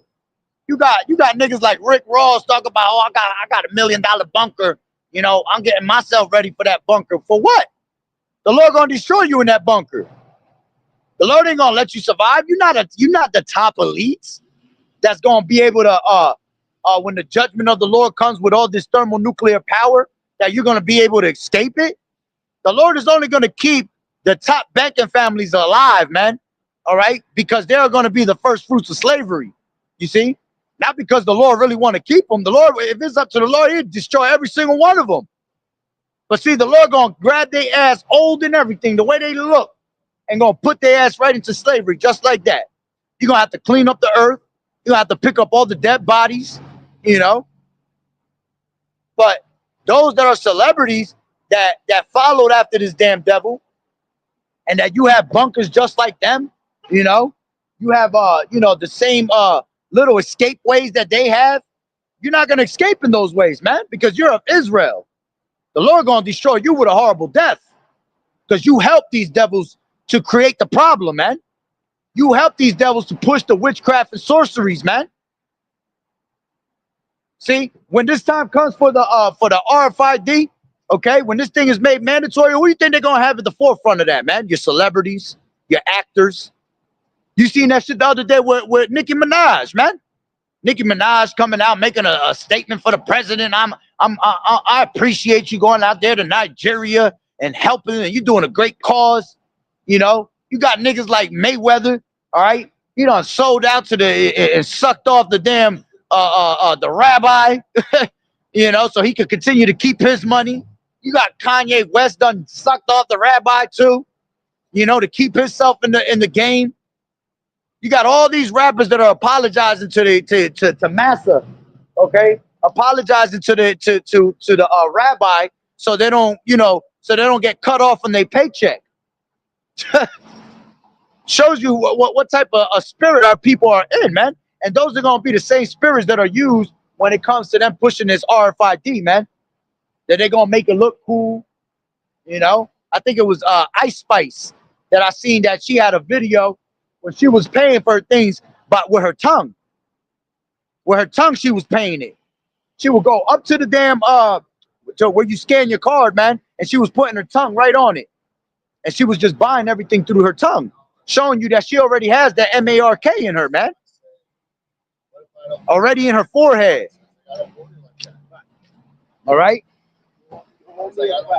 So let's go back to second Wisdom of Solomon 14. All right. And 23 says, for while they slew their children in sacrifices and used secret ceremonies and made revelings of strange rites, they kept neither lives nor marriages any longer undefiled, but either one slew another traitorously or grieved him by adultery, so that there reigned in all men without exception blood, manslaughter, theft, and dissimulation, corruption, unfaithfulness, tumults, perjury, disquieted of good men, forgetfulness of good turns, defiling of souls, changing of kind, disorder in marriages, adultery, and shameless uncleanness, man. That's what these people do. All right. That's why you see them pushing out men on men, you know, women on women, doing those things that are not convenient, man. Things that are unseemly. Okay. The Lord has given them up into a reprobate mind because they are vile affections, man. All right. Let's grab that real quick in Romans. And this is going back to the same guys that Nimrod was pushing upon the people. Okay. The same Canaanite gods. Right? This is Romans 1 and 20.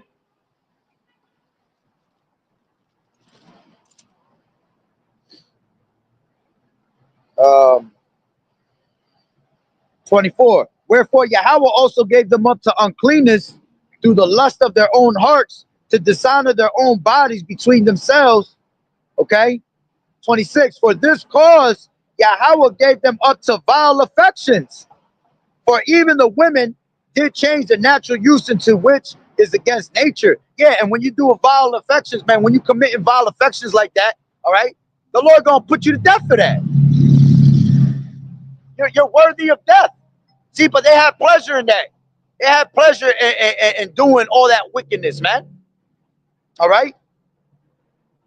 It says, and likewise also the men leaving the natural use of the woman, burned in their lust one toward another. All right. Why? Because a man is supposed to be plowing a woman, man. You're supposed to be being fruitful and multiply, man. How the hell you gonna be multiplying when you got men playing tummy swords with each other, man? When you got women, all right, just sitting there playing with each other, all right, and then the fact that they trying to act like a damn man, putting on strap-ons and shit, okay, that just shows the vile affections that they're into. That shows the demons that they have that have possessed them, okay. It says, it said, men with men working that which is unseemly and receiving themselves the recompense of their error, which was meat. And even as they did not like to retain Yahweh in their knowledge, Yahweh gave them over to a reprobate mind to do those things which are not convenient. Okay? Jumping down to 32, who knowing the judgment of Yahweh, that they which commit such things are worthy of death. Not only do their same, but have pleasure in them that do them. You see? So they got pleasure in doing these things, man. All right? Back to what I was saying before. All right, what that Yahweh Ba'Shem Yahushua creates us in His image, right? But when you worshiping Baal, you're worshiping Ishtar, all right? When you're worshiping Molech, what does it do? It corrupts that image that the Lord has created for you, man. All right? And it reduces you down to what? It reduces you down to the flesh, to spiritual fornication, okay? To the point where you are feeding yourself with pleasure rather than feeding yourself with the spirit, you know? And this is what they continue to keep pushing in your TV, and they're attacking your children with it, man. The children, hey, a children's mind is like a sponge, man, they say, right? That anything you feed it, all right, the golden ages of a child is when they're little. So if you're not teaching them in the correct manner, all right, when your child is seeing all these things being done, that's what they become. But if you teach them the right way, you teach them the scriptures, you teach them about Yahweh Ba'Shem Yahweh Shai, that child's going to be a righteous child. You see? But that's why we have a bunch of little monsters running around, man. Okay? The women are not being mothers, not keepers at home, not teaching them godly things, you know? You see these daughters running around today, as the scriptures say, as is the daughter, so as is the mother, so is the daughter. You know, these women teach their daughters to be a laughing stock onto the nations. Okay? They teach them to be whores. You be seeing little girls that are fucking 5 years old, man, twerking around everywhere. That's all they know. By 5 years old, all they know is a twerk and a song. All they know, man, listen, man. My wife's family, she got her sister. Her sister wicked as hell. Got her daughter at the age of 6, 7, over there in some little ass dresses, dressing like her, twerking all over the stage for school. See, this is the shit that our people teach our children, man. You know, you got the men that have been demasculated so bad that now you see the men, all right, at the age of 5, 6, they walking around as a whole little transformer, basically, man.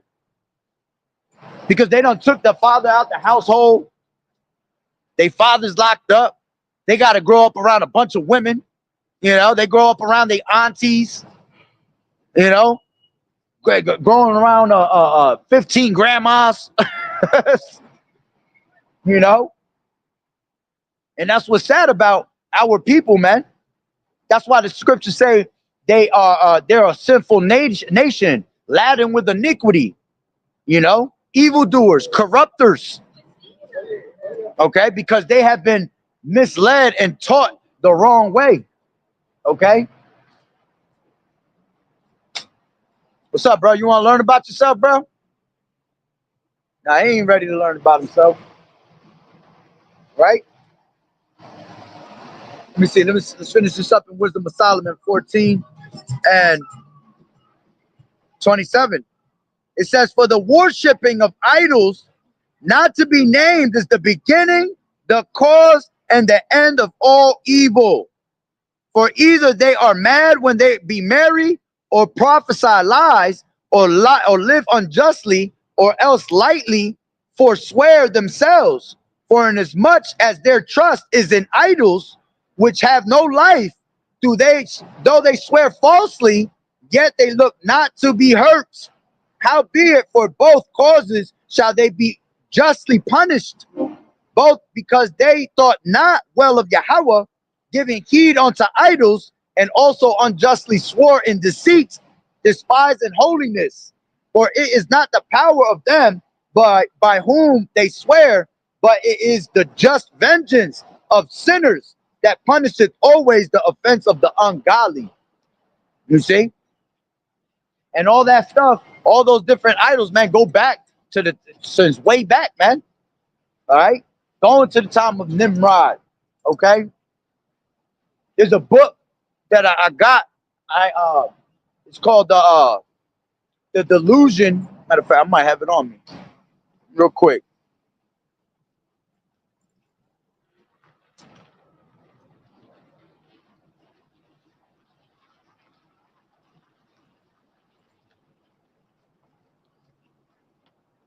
The Strong Delusion, right? Strong Delusion, Christianity's institutionalized witchcraft. I'll read like 1, 2 little things out of it real quick, right? You know? Are people under that strong delusion of these different idols, right? It says strong delusion, right? It says we have all been living in an artificial reality, pretending that everything we see and do has real substance. We have been beguiled by evil forces that keep the masses hypnotized and captive to a scheme of worldwide rebellion, witchcraft, the definition of delusion, right? Because this is what our people have, a mental disorder, man.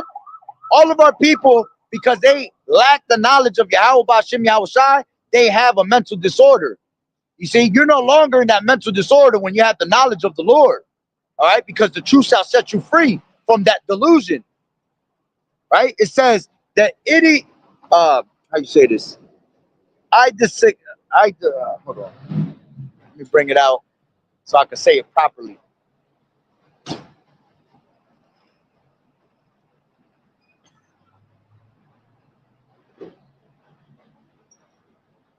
Give me 1 second. Let me just spell this word so I can say it right.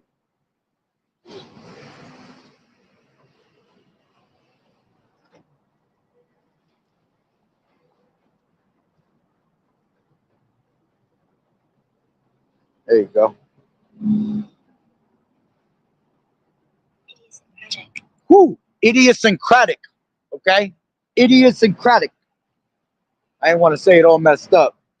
An idiosyncratic belief or impression. This is the definition of delusion, or belief or impression that is firmly maintained despite being contradicted by what is generally accepted as reality or a rational argument, typically a symptom of mental disorder. Okay, so at the end of the day, synonyms of it is misapprehension, misconception, misunderstanding, mistake, error, misinterpretation, misbelief, a fallacy, illusion, fantasy. A deluded mind is a carnal mind. You see? Right? Let me grab another page real quick. Yeah, are people living in a constant psychosis, right? It says later under Hebrew idioms, right? Well learned that critical ideas have been taken literally, yet they are abstractions meaning completely different things. A delusion can lead to a psychotic break with reality, psychosis, a loss of contact with reality that usually includes false beliefs about what is taking place or who one is deluded. You see? That's what our people are caught up in, a psychosis, man. Literally. Because they've been brainwashed so bad, so far, all right, that they have lost touch with reality, man. All right. This is a good book though. If you ain't got one, grab one. Cheap as hell, like $5-6. All right. It teaches you about all the different holidays, what they mean. The only thing they use in here is that they use the name of Yeshua, which we know that's not the name of the true power. It's Yahweh. Okay. But it's a good book to read. All right. And it tells you about all these different pagan holidays, what they really mean, you know, going into Christmas, because we're about to come into Christmas. Here it is. We're about to worship. We're gonna have a bunch of our people worshiping Christopher Columbus's bullshit, right? All right. They done slaughtered millions and millions of our brothers, Native American brothers. Okay, and you want to sit here and you want to go celebrate this shit with these damn heathens. Then after that, you're gonna go and cut a tree down from the forest, okay? And basically what it represents is a penis in the middle of your damn living room, okay? The wreath represents a woman's fertility, her vagina, okay? You put the balls on the Christmas tree representing testicles, you know? The tinsel represents the sperm that comes out. You see, this devil's disgusting, man. He's filthy as hell. While you just sit there and you're like, oh my God, I can't wait to open my gifts. Yay. You know, not understanding anything of it, man. But let's go back. Let's go where that brother had, because I'm right here next to Wisdom of Solomon 12. All right. This is what goes on behind closed doors all right, with these elites, man.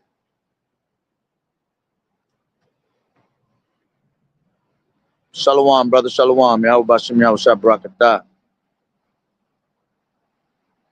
This is Wisdom of Solomon, all right, 12 and 4, right? And it says, whom thou hatest for doing most odious works of witchcrafts and wicked sacrifices, and also those merciless murderers of children and devourers of man's flesh.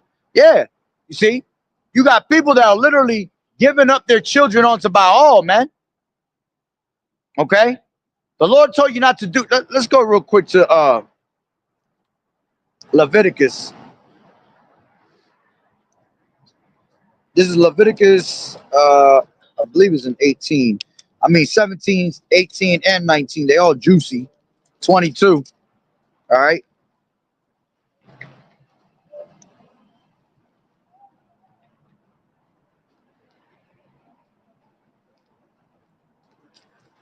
This is Leviticus 17, and you know what? Let me just grab it from my phone.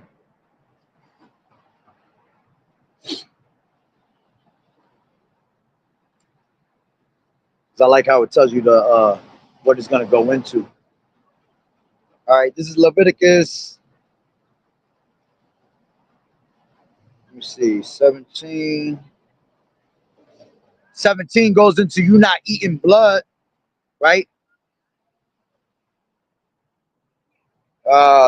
18 goes into laws of forbidden sexual practices. Okay.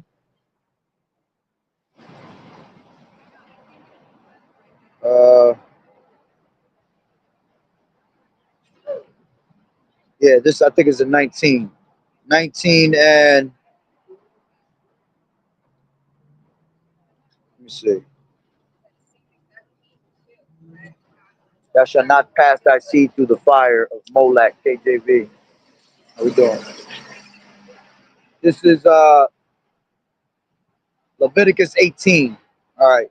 So Leviticus 18 and 20. All right. I mean not 20,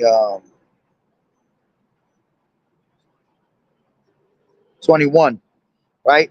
So it says, moreover, thou shalt not lie carnally with thy neighbor's wife to defile thyself with her, right?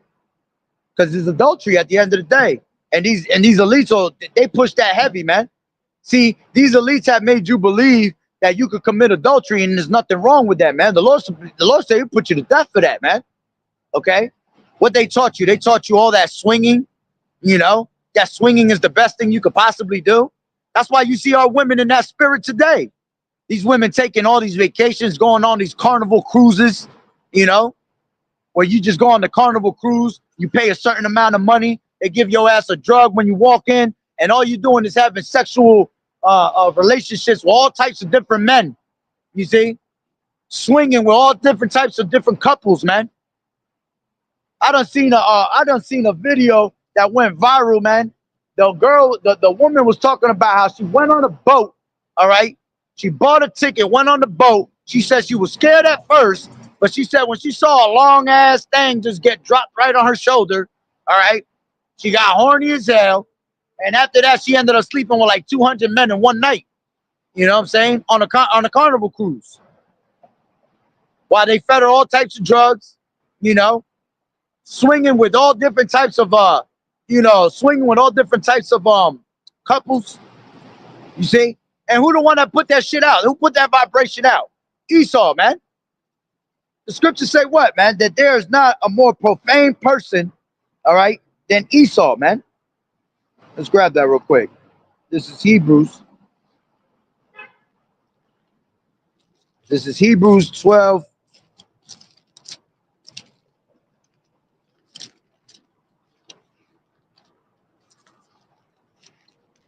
Come on. 1 second. Hebrews 12 and 16. And it says,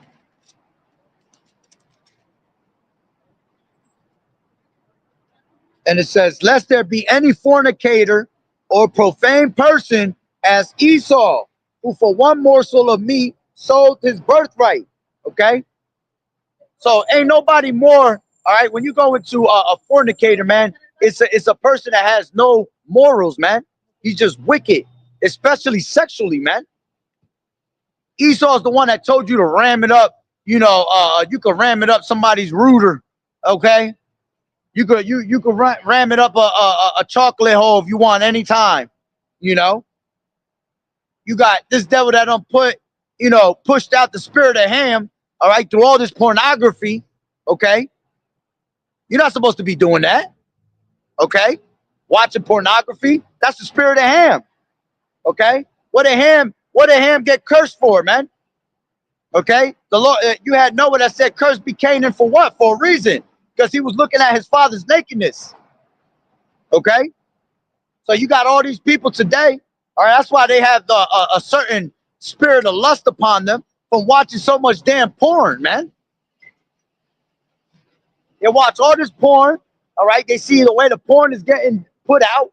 You know, niggas done ran trains on one woman. You know, orgy fest in the porn. You know, and while a man is sitting there looking at this shit, looking at another man's rod going into a damn hole, right?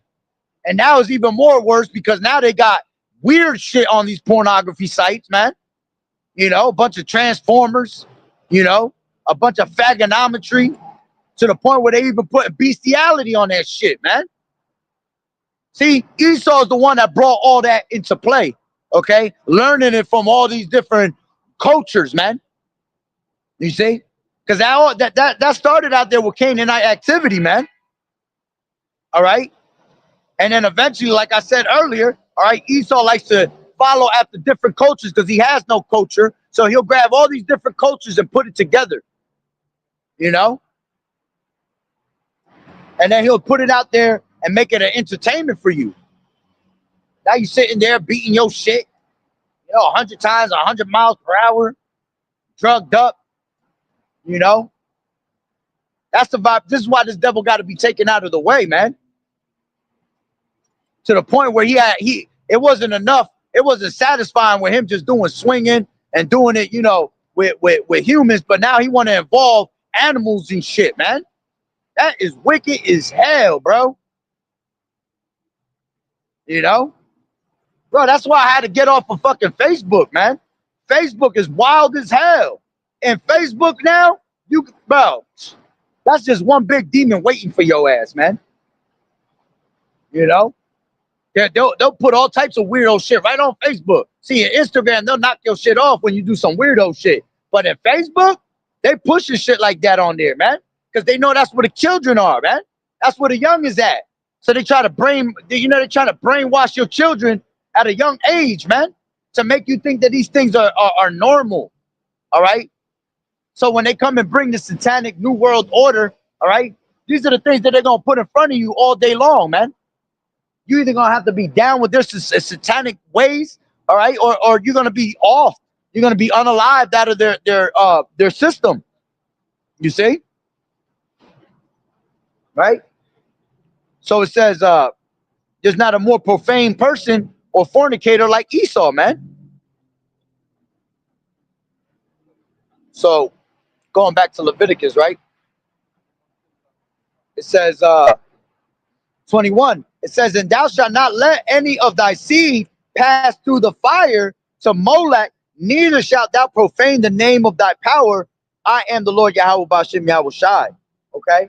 And the way they do that today is, through parent planhood, planninghood, whatever the hell you call that shit. All right? They'll go out there and convince you to abort your children. That go all the way back to the time of Egypt, man.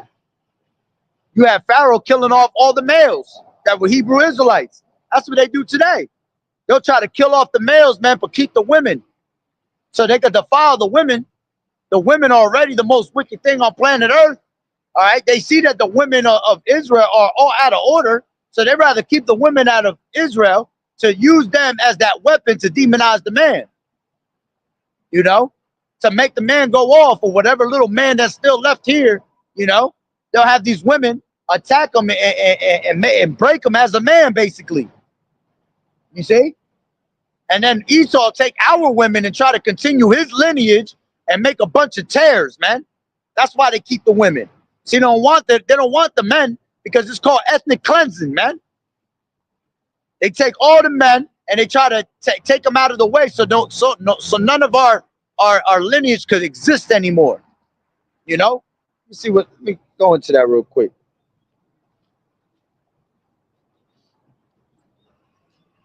Ethnic cleansing. Yeah, ethnic cleansing refers to the purposeful policy of a group to remove by violent or terror inspiring means the civilian population of another ethnic, racial, or religious group from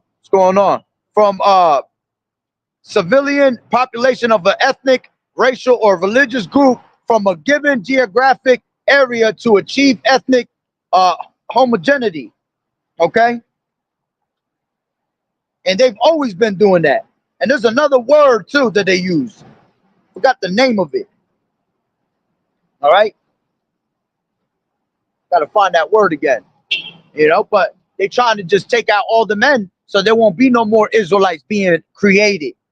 All right? Esau want to be fruitful and multiply his fucking generation, all right, in his lineage, because he's the smallest out of all the heathens, man. He's the smallest out of all the heathens. He's the most despised. Okay? He knows that that the Lord hates him. Okay? So here it is. He's just trying to mingle, all right, like he's always done. He's always trying to hide, okay? Hide in between our race, man, by taking our women, and that's why he pushed out that what do you call it? Interracial marriage.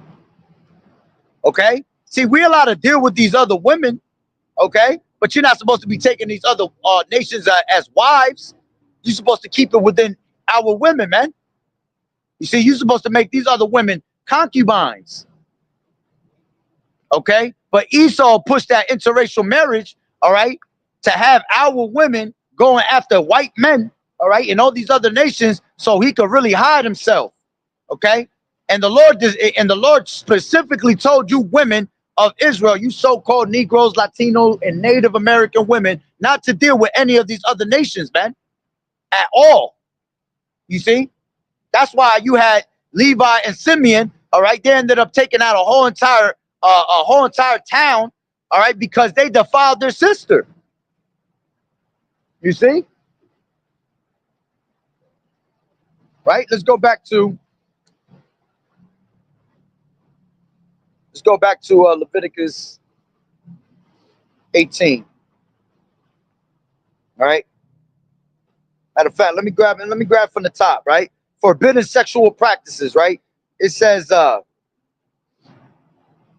speak unto the children of Israel, say unto them, I am the Lord Yahweh, your power, and after the doings of the land of Egypt, wherein ye dwell, shall ye not do. See, you're not supposed to be going after the ways of Canaan, man. All right? But here it is, today in America, they do the same exact thing that the Lord told them not to do. Right? It says, after the doings of the land of Canaan, whether I bring you, shall ye not do, neither shall ye walk in their ordinances. Ye shall not do, ye shall do my judgments and keep mine ordinances to walk therein. I am the Lord Yahweh, your power. You shall therefore keep my statutes and my judgments, which a man do, he shall live in, which if a man do, he shall live in them. I am the Lord Yahweh. None of you shall approach to any that is near of kin to him to uncover their nakedness. I am the Lord Yahweh. Yeah, meaning you're not supposed to have no sexual relationships with any of your relatives, man. Who do that? Who known for that? Esau. These damn Canaanites, these Hamites, known to do stupid shit like that, man. You see? And then you follow after their ways and you just committing sin before your maker, man. Esau do that the most. You see? That's why you got a lot of inbred babies, man, when you go into Esau and his wicked ass ways, man. Right? You got, it says, the nakedness of the father or the nakedness of thy mother shalt thou not uncover. She is thy mother, and thou shalt not uncover their nakedness. Yeah, you're not supposed to have no sexual relationships with your father, your mother, none of that. Esau will teach you to do that shit. Okay? He weirdo like that. It says the nakedness of thy father's wife shall thou not uncover. It is thy father's nakedness. Yeah, you're not supposed to have no sexual relationships with any of your father's wives or his concubines, man. Look what happened to Reuben. All right. Reuben lost the birth. He was supposed to get the birthright, all right, to the northern kingdom, right? But he was taken away from that birthright because he slept with his father's concubine, man. That's why it was given on to Ephraim. You see? It says, thy nakedness of thy sister, the daughter of thy father, or the daughter of thy mother, whether she be born at home or she be born abroad, even their nakedness thou shalt not uncover. Okay? You're not supposed to be sleeping with your sister, none of your half sisters, okay? Whether it be from your mom's side, your dad's side, okay? It don't matter. You're not supposed to do that, right? It says, the nakedness of thy son's daughter or thy daughter's daughter, even their nakedness thou shalt not uncover, for theirs is in thine own nakedness, okay? And you'll see Esau push that, okay, in pornography, man. You'll have a whole title of that. I smashed my father's daughter. You know, like, yo, I mean, I smashed my daughter's daughter. This is the type of weirdo shit that you see Esau push on a daily basis, man. Okay, it says, "Thou shalt not the nakedness of thy father's wife's daughter, begotten of thy father. She is thy sister. Thou shalt not uncover her nakedness." Okay. Matter of fact, you know what? Let me jump on the NLT side. It says, "Do not have sexual relationships with your stepsister, the daughter of any of your father's wives, for she is your sister." That's right, because it goes to the father's lineage. All right. So whether you have the same mother or not, okay, everything goes back to the father's lineage. Okay, that is considered your family. If your father has 7 daughters, all right, but they all have different mothers, all right, y'all all related at the end of the day, man. It says, do not have sexual relations with your father's sisters, for she is your father's close relative. Okay? Going into your aunts, right? Do not have sexual relations with your mother's sister, for she is your mother's close relative. Do not violate your uncle, your father's brother, by having sexual relations with his wife, for she is your aunt. You see? And again, who pushes all this right here? Esau. Do not have sexual relations with your daughter-in-law. She is your son's wife, so you must not have sexual relations with her. Do not have sexual relations with your brother's wife, for this would violate your brother. Do not have sexual relations with your woman, with both woman and her daughter. All right, and you see that one being pushed heavy. Okay, and do not take her granddaughter, excuse me, whether her son's daughter or her daughter's daughter, to have sexual relationships with her. They are all close relatives, and this would be a wicked act. Okay, and leave it up to Esau. He'll put a whole damn pornography, all right, a whole shit show for you. Okay, it says, do not have sexual relationships with a woman during her menstrual period during her period of menstrual impurity, man.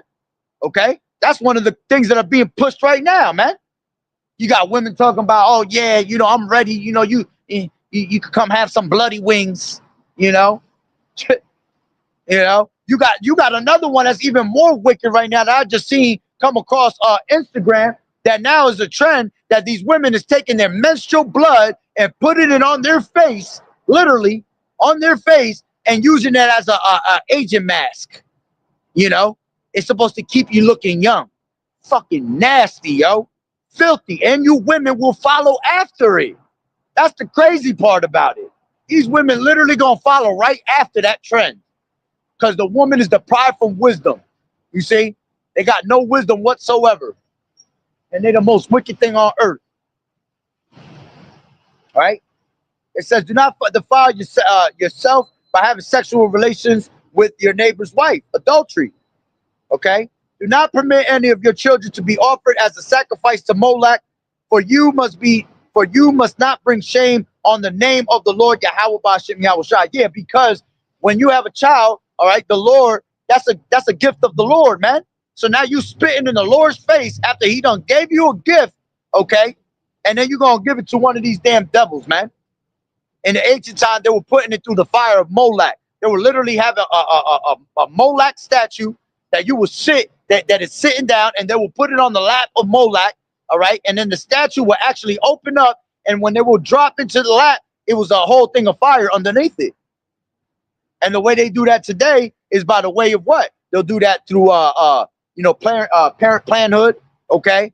Aborting babies and fetuses, okay? And they're still doing that, putting them through the fire also. Go out there to what's that shit called? They go to the woods every year, these damn Illuminati. Damn, what's it called? Something Grove. Forgot what the name of it is. If one of you brothers got it, all right, put it up. Okay? Bohemian Grove, that's what it is. You know, they got a whole big ass statue of Moloch. They got a whole big ass statue of an owl, man. And they go out there. Who was it? I think it was Richard Nixon. One of the presidents said that it was the most faggotiest thing that they ever seen on planet Earth when they walked up in there, man. Doing all types of satanic, paganistic rituals, man. Offering people on top of altars, man. Cutting people up in pieces. Cutting up babies in pieces. Feeding them. Okay?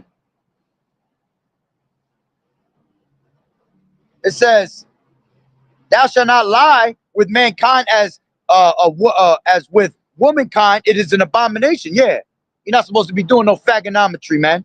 Having sex with another man as with a woman is detestable unto the Lord.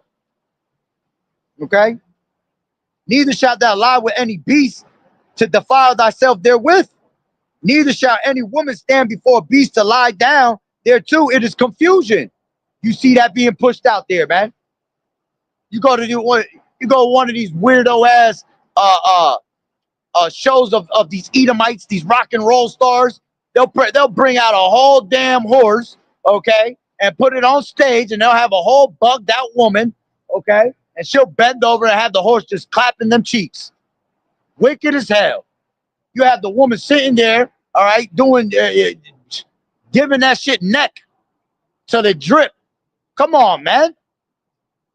This is the world that we live in. This is the world this is what it's going to come to, okay, when it comes to this new world order, man. This is what your favorite celebrities and your favorite actors are doing behind closed doors to get this money, okay? There's no more hiding it. It's out there for you to understand it.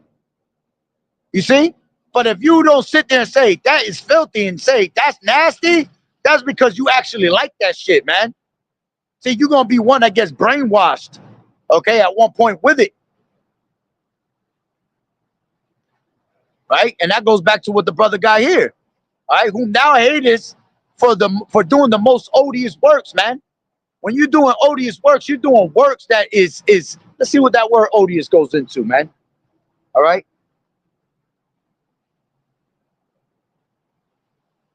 Definition of odious. Extremely unpleasant, repulsive,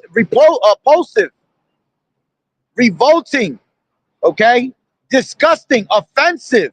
See, this is all disgusting and offensive to the Lord. It's vile, okay, foul, nauseating, sickening, hateful, monstrous, insufferable, intolerable. See, this is what these devils do.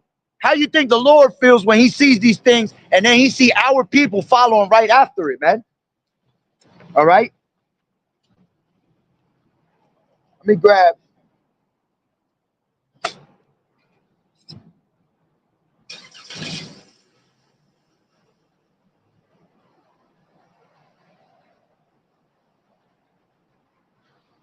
Real quick. This is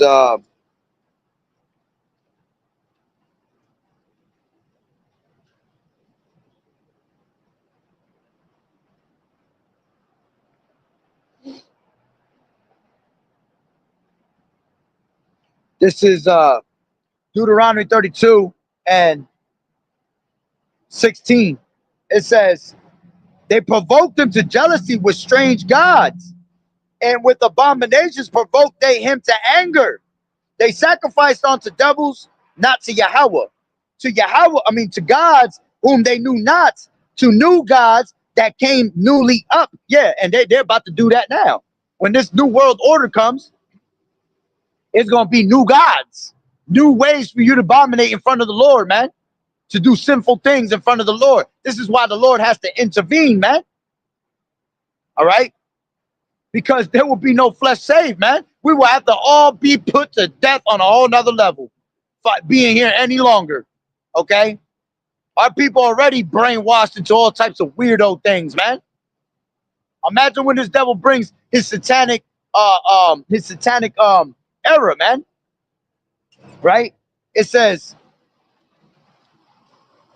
new gods that came up newly up, whom your fathers feared not. Of that rock that begot thee, thou art unmindful, and hast forgotten Yahweh that formed thee. And when the Lord Yahweh saw it, he abhorred them because of the provoking of his sons and of his daughters. And he said, I will hide my face from them. I will see what their end shall be. For they are a froward generation, children in whom there is no faith. They have moved me to jealousy with that which is not Yahweh. They have provoked me to anger with their vanities, and I will move them to jealousy with those which are not a people. I will provoke them to anger with a foolish nation.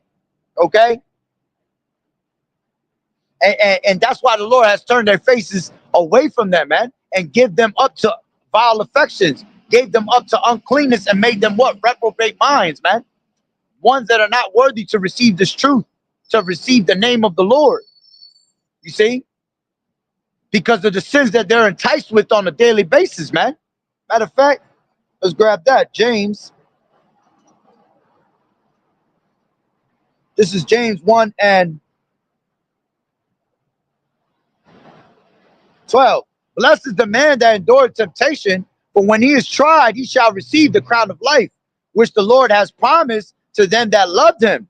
Let no man say when he is tempted, I am tempted of Yahweh, for Yahweh cannot be tempted with evil, neither tempteth he any man. See, the Lord can only just send them demons to go mess with your mind, man. See, but you have to know the spirit of discernment to know better. If you would have the word of the Lord, you would make that better choice.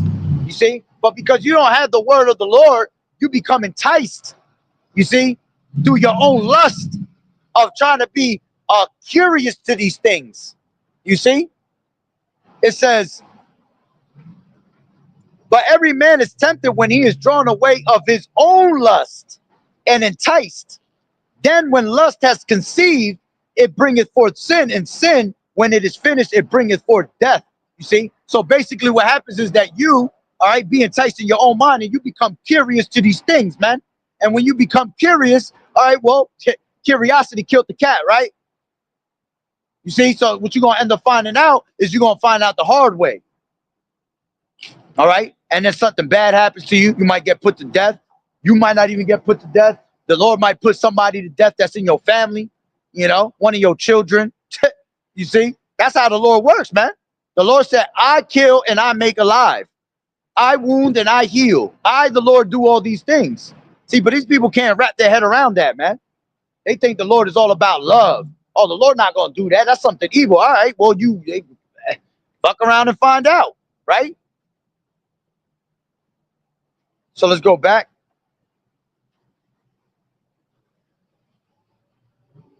To Leviticus. All right, 18. I was at the bottom.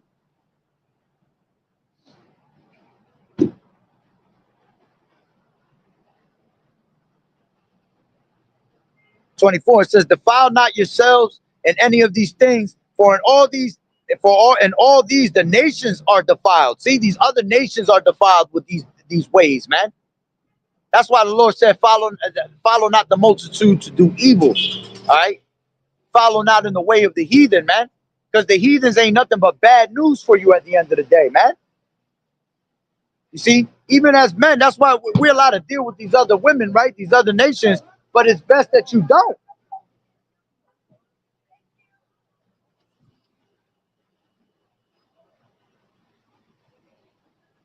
How's she talking about? You know, we allowed to deal with these heathens, but it's best you don't. To see these women, these heathens will make you go off, man. What did they made King Solomon go off, man? Right? Yeah, 700 wives and 300 concubines, man. And what did the heathens do? The heathen women do? They ended up making him turn his heart away from the Lord. They make you depart because you start following after their ways, man. You start getting caught up in the lust of things, you know. We tell women, I mean, we tell these men to deal with these other women of these other nations because our women is all messed up. they worse than anything, you know. But see, you just got to deal with them on a concubine level, man. Hit it and run. Sprint right after that. You see? Don't get caught up cuddling up with their asses, all right? Don't get caught up, laying all damn day with their asses because eventually they're going to turn your heart away from Yahweh Bashem Yahweh Shai. All right? Let me grab, this is what I wanted to grab real quick. In Deuteronomy,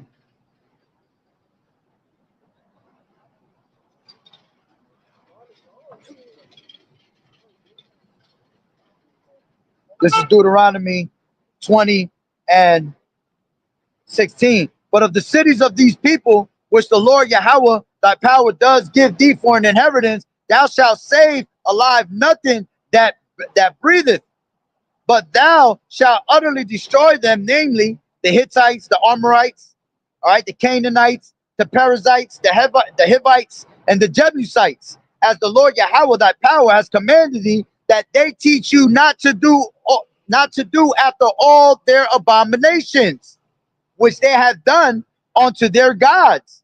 So should you sin against the Lord Yahweh your power. You see? And at that time, he was telling them to get rid of them, man. Destroy them people, man. Because of what they had our people following after, man. That spiritual fornication. Okay? Let's grab this.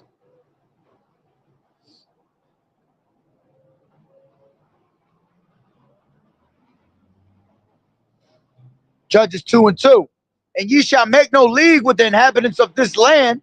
Ye shall throw down their altars, but ye have not obeyed my voice. Why have ye done this? Wherefore I also said, I will not drive them out from before you, but they shall be as thorns in your sides, and their gods shall be a snare unto you. You see? Until this day, those same gods that were snares in them times, they're still the same snares in your mind right now, today. You still following after the same exact type of gods, man. You see? And that's because Esau got you in the trick bag. See, you put up the other one. That dude role was so good. They killed him 27 Club. Right? So let's finish that up with the brother had. Wisdom of Solomon 12, right?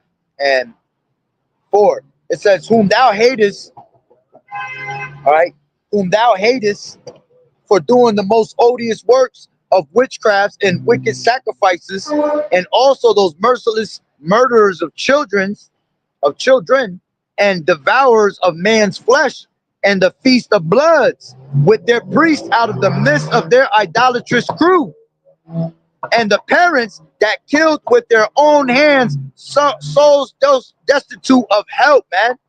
You know, you got parents today that will give up their own children for fame, you know, for the things of the world, all right, to make a name for themselves, you know, because they couldn't be nobody and they want to make they'll try to have their kids live through them. They'll try to live through their children, you know. They doing wicked things like that, man. giving up their children onto these devils, man. Yeah, here, man, take my child, man. You can take mine all you want.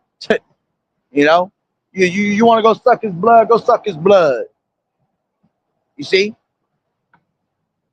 that's how wicked this society has come, man. And that's why the Lord has to destroy this place and intervene, man. Because if we stay here any longer, man, you can't even picture what Esau got in store, man.